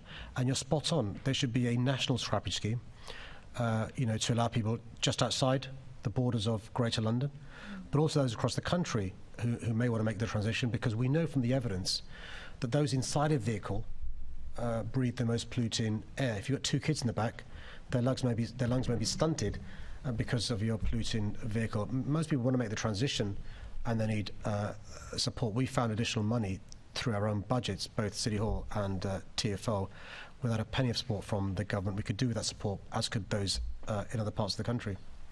And of course, I am also grateful to Assemblymember Rogers for drawing out the fact that although we call it a scrappage scheme, it isn't always about scrapping a vehicle and replacing it with another vehicle. It can be that you make a decision that you want to have a bus pass, or you would quite like your partner to have a bus pass, or other. I mean, there's 24 companies I think that have got the deals with TfL. So there's a whole range of different things on offer. It's not just effectively that scrappage area. Yeah, absolutely. The promotions are really impressive, and I'd encourage people to look at the alternatives, which are really impressive. Thanks very much, Mr. Mayor. Thank you, Chair. Thank you. 27 seconds. Assembly Member Prince, Oakfield Playing Fields. Sorry, Mr. Mayor. Thank you, Chair. Could I just interrupt and say, would you be agreeable to either meeting with me and/or Deputy Mayor, please, to discuss the matter further, because we haven't got enough time to discuss it now? Chair, I'm really happy for a Deputy Mayor or an officer to meet with the member to discuss the question that he asked around Oakfield Playing Fields. Thank you. You've got 7 seconds left, but you're not going to use it. Okay. The next question is in the name of Assembly Member Dr. Sahota, and it's carbon emissions of London's general practice estates. Thank you, Chair. Thanks for the question. The NHS has a key part to play in tackling the climate emergency. It produces 4% of the UK's greenhouse gas emissions and is responsible for 3.5% of all road travel in England. The NHS has taken on this challenge, aiming to be the world's first net zero national health service, reaching net zero by 2040 on the emissions it controls directly. To support the NHS to decarbonise, I'm working with them in their roles as member of the London Partnership and as an anchor institution. I've also instructed the London Estates Delivery Unit to develop a net zero baseline for London's 1,300 GP practices and produce a roadmap to net zero. The key objectives of this piece of work will be to create a directory of potential decarbonisation actions that each GP premises can implement, including benchmarks for cost and carbon savings of each action. It will also plot decarbonisation trajectories required to reach net zero by 2030 and 2040. This roadmap will enable the GLA and LEDU to understand the current level of carbon emissions across the primary care estate in London. It will then help them to identify and prioritise key sites to address first. This work will also help the primary care estate to identify sources of funding that can help them develop and deliver their pipeline of decarbonisation projects and contribute to my net zero 2030 target. Thank you for that response, Mr. Mayor. Of course, the funding streams, and I speak as a GP, so I know about this, that the funding streams come from the government, right, or through the NHS. Do you know whether there will be money available to the practices to implement the strategies that you may have identified? Well, thank you. So the government does have a public sector decarbonisation scheme that does provide support and the NHS is eligible to apply for that scheme. City Hall is also doing some work as well, and we're encouraging the government to do more work. And by the way, doing that work means smaller bills for GP practices. It also means better air quality and so forth. So it is a win-win, and so we carry on lobbying the government to understand investment in this is a good thing to do. Thank you. And of course, on a wider note, Mr. Mayor, as we are seeing expansion of housing and new housing going up and the new population changes, the GP estate isn't keeping up to date with that. I mean, we're hampered in general practice by not having the proper estates to deliver the services which patients need, and also to bring in new practitioners. So, are you working with the new developments, right, and the NHS to see that we are putting the right GP practices at the right places? This is a big challenge for our city. The having the right wraparound care when it comes to developments, and GP practices are crucial, particularly modern GP practices with the consulting rooms, with the services now that most practices have to provide because of their contracts and the obligations they have in relation to their patients. So the work we're doing, not just with NHS London, but also with the London Estates Delivery Unit, is trying to support those GP practices. Often a council, when it comes to giving permission to new homes, will require GP practice or a school or a community centre. It's really important that there is revenue funding as well as capital funding for those practices. That's something we talk to councils, but also talk to the NHS as well. Great. Thank you, Mr. Mayor. Thank you. The next question comes from Assembly Member Russell remotely concerning improving toilet availability. Thank you, Assembly Member Russell. Toilet access can be critical in enabling some customers to use public transport. I'm committed to improving accessibility on the TfL network, and this includes enhancing and increasing the provision of toilets across the TfL estate. 320 toilets are currently available for customers across 145 TfL sites. Additional facilities have been installed at new stations and upgrade projects, including new accessible toilets at Battersea Power Station, Nine Elms and Barking Riverside stations, and at the new Cannon Street entrance at Bank. On the Elizabeth line, Customer toilets are available at all stations on the east and west sections and at Abbey Wood and Farringdon in the centre. Wheelchair accessible toilets are available at Custom House, Tottenham Road and Whitechapel.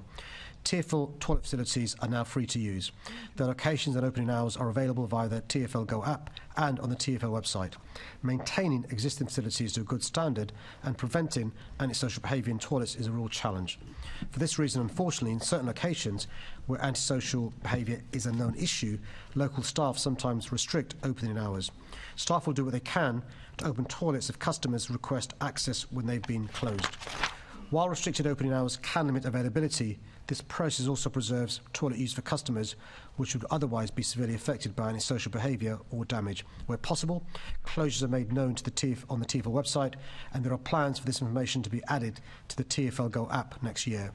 TfL is developing a tool for station staff to report temporary toilet closures in real time to provide the most accurate information to customers. When toilets are closed for repairs or maintenance, they're brought back into service as quickly as possible. As the member will know, earlier this year I asked TfL to commission a feasibility study for improving and expanding toilet provision across its network. This work is now underway, and it includes a best practice design guide and a review of existing policies to reduce antisocial behaviour. TfL is also exploring opportunities for new toilet facilities at existing stations, subject to funding. The terms of reference for the feasibility study have been shared with the Assembly. TfL is aiming to complete the study by the end of February 2024. Thank you very much, Mr. Mayor. Now, my question was prompted by a resident from Vauxhall who reached out to me because the one proper toilet at Vauxhall Station has been closed since COVID. There's a urinal available, but that's no help to many people. Now, Londoners all have experiences of these kind of ghost toilets. Just when you think that you've found a toilet, you get there and you find either it's in no fit state to use or it's actually closed. It's, you know, in the case of this Vauxhall closed toilet, the resident took a month to get a response from TfL Customer Services. Maybe that's fair enough. But they were unable to provide any kind of timetable for reopening, and all they could say was, sorry for the inconveniences. So far from having public conveniences at Vauxhall, we literally have public inconveniences. Now, Vauxhall is the third busiest rail station in London. It's got 140,000 people arriving to it every day, and it really does need a toilet. Now, I've met with your TfL team who are working on your feasibility study, and they say it's progressing well. They're clearly grappling with the complexity of all this, the maintenance, the retrofit. There's hugely complex issues, and I do get that. But I think what Londoners want to know is, will there be funding made available for TfL's comprehensive toilet plan when your budget papers get published? Well, Chair, can I just thank the member for raising the Vauxhall issue with my team before today so I could look into the issue that you're referencing. So Vauxhall Station was reopened post-pandemic, but it closed because of a drainage issue, sewage issue. So there is a sewage issue there. I've checked, and there's a specialist drainage team now looking into this. It should open in the next few weeks. I'll write to the member to let know exactly when the sewage investigation team will do the work required to get the toilet back open. In the meantime, if somebody is in need of a toilet in Vauxhall and contacts a member of staff, they can point them to the nearest toilet outside of the station, which somebody can use in an emergency, because you're right, it's a really busy transport hub, and the lack of a toilet can be an issue there. So that's the first question. The second question is in relation to the funding to action the recommendations of the feasibility study. And the short answer is, I'm afraid, it's a question asked by Ellie Baker in relation to capital funding for next year. We've found 75% of the funding required for capital funding next year, 24-25. We are 25% short, and that's about £500 million. Every other transport authority in the country gets 100% capital funding. We're not asking for 100%, we're asking for 25%. So subject to getting the news from the government, we can then do a plan to action the recommendations from the feasibility work. At the moment, the bad news is, and I've got to be honest with you, without the capital funding, we can't do the work that may be recommended by Mr. Mayor, I do get that, and I do get that you are trying to address this issue, but the whole Assembly passed my motion back in September calling on you with one voice to prioritise spending on toilets on the tube. And all of us in this chamber have been so clear that now is the time to invest, at least in the transport network, to improve the accessibility for the millions of Londoners who do need toilets to get around our city. So, can you just be clear whether there will be any funding for toilets or not in your budget? Well, we've not published the business plan yet, and so the business plan will set out what we can fund and what's funded, but there may be a hole in that business plan, 25% hole, and so all sorts of things are priorities: safer junctions, more cycle hangers, addressing the issue of buses, addressing the issue of bus safety, and so forth. So you'll appreciate I can't commit to any particular area until I've seen the business plan. Mr. Mayor, thank you. I'm out of time. Thank you. Can I now move to the next question that concerns Londoners waiting for cycle parking, and it's in the name of Assembly Member Berry. Thank you, Chair. Thanks for the question. My transport strategy is centred around people and public health, and I'm proud of the investment we've seen so far in our streets from City Hall and TfL. This includes an average of £150 million a year over the current TfL business plan for safe and active travel projects on boroughs and TfL roads, despite the tough conditions set in the government's funding deal. I've committed to ensuring that every Londoner can live an active, healthy life, and it's vital that there's appropriate infrastructure in place to support that. Lack of secure cycle parking at home is a major barrier to cycling. TfL's research suggests that nearly half of Londoners actively considering taking up cycling have nowhere secure to store a cycle at home. Last year, Clean Cities highlighted the length some Londoners go through their hashtag This Is Awkward campaign, with people storing their bikes on balconies, in hallways, in bedrooms, and even in bathrooms. To reach my target of 80% of journeys made by active travel and public transport, this is an issue that needs to be addressed.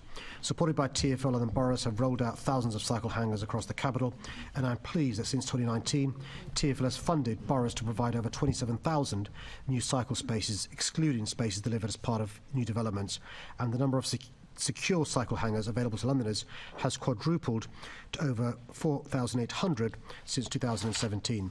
Cycling levels continue to grow, and with this, I know that more Londoners are requesting a space in a hangar and that waiting times are too long. TfL has plans in place to accelerate the delivery of more secure residential parking, with a record £2.8 million now ring-fenced for the boroughs to install more secure residential cycle parking in the 23-24 financial year. This is on top of the money some boroughs are already spending themselves and any funding they use from the Safer Corridors and Neighbourhoods element of their LIP funding allocation. Hackney, Lambeth, Southwark and Wandsworth councils are all good examples of ambition in this area. Beyond 2024, TfL is committed to continuing to provide funding and support to London boroughs to deliver this crucial part of TfL's Cycle Action Plan 2. In addition to the work being delivered by TfL and the boroughs, the London plan has set strong cycle parking standards to ensure every new home is equipped with sufficient secure cycle parking for its residents. Thank you very much, Mr. Mayor. And it is outrageous that it's so hard for Londoners to get an affordable, secure bike parking space near their homes, that people are waiting basically indefinitely in queues in different boroughs. Every day too, over 50 bikes are being stolen from the streets. Now, the Clean Cities campaign, which you mentioned, has a new report out today which found that 60,000 Londoners are now waiting on waiting lists for a secure hangar, and that this is going up. And as you said, the lack of safe places to park a bike puts many off cycling and makes a lot of people give up when you've lost your bike. So at the current rate of progress, when do you estimate you're going to clear this backlog and go further so that all Londoners who need a secure space can actually have one? Well, I was keen to rush through my answer to give you a chance to raise the report, which I know was published today. So you're aware of the record in the past, but you'll also be aware of the challenges with the business plan for 24-25. And I mentioned in answer to the previous question, I'm not going to rehearse that to save time. It's an agenda we agree with. There are some challenges, though, in relation to cycle hangers. There are supply chain issues now, which there weren't before. There's an increase in delivery costs. And the third issue, which I mentioned, is the lack of funding. We're trying to address all three of those issues, but the sooner the better for the reasons you said. There's nothing that's going to put off a new cyclist more they're not having someone to store their bikes. I mean, I would argue this is good value investment. So far, I think you've put in, I mean, you said 2.8 million next year, but I think throughout the local implementation plan investment so far, the total is about 3 million, and Clean Cities estimate you need at least 35 million coming out. This is stuff you should be prioritising, as well as toilets. Now, I'm very keen also to do some work to try to reduce the cost per hanger, because I think you just said that was going up, and the amount that's being budgeted in the lit. I think you just said that was going up, and the amount that's being budgeted in the lit process is £6,000 per hanger, which seems like a lot. And I'm aware that sort of cost prices could be brought down by some bulk arrangements, and I hope you're working on those. But also, where they need a traffic order, the extra cost of this administration is over £1,000. So I'm wondering what you can do to sort that side of things. Is there work you can do? Maybe I can talk to your officers about bringing down the cost of these regulations. So this is a priority. There are issues with the increased delivery costs, challenges in this supply chain. More than happy to get my team to meet with you. This is not, for me, a political issue. Also, we are looking into joint procurement. I mentioned some of the councils doing amazing stuff, amazing work. Joint procurement may help. Big orders can lead to the suppliers investing more, which reduces costs.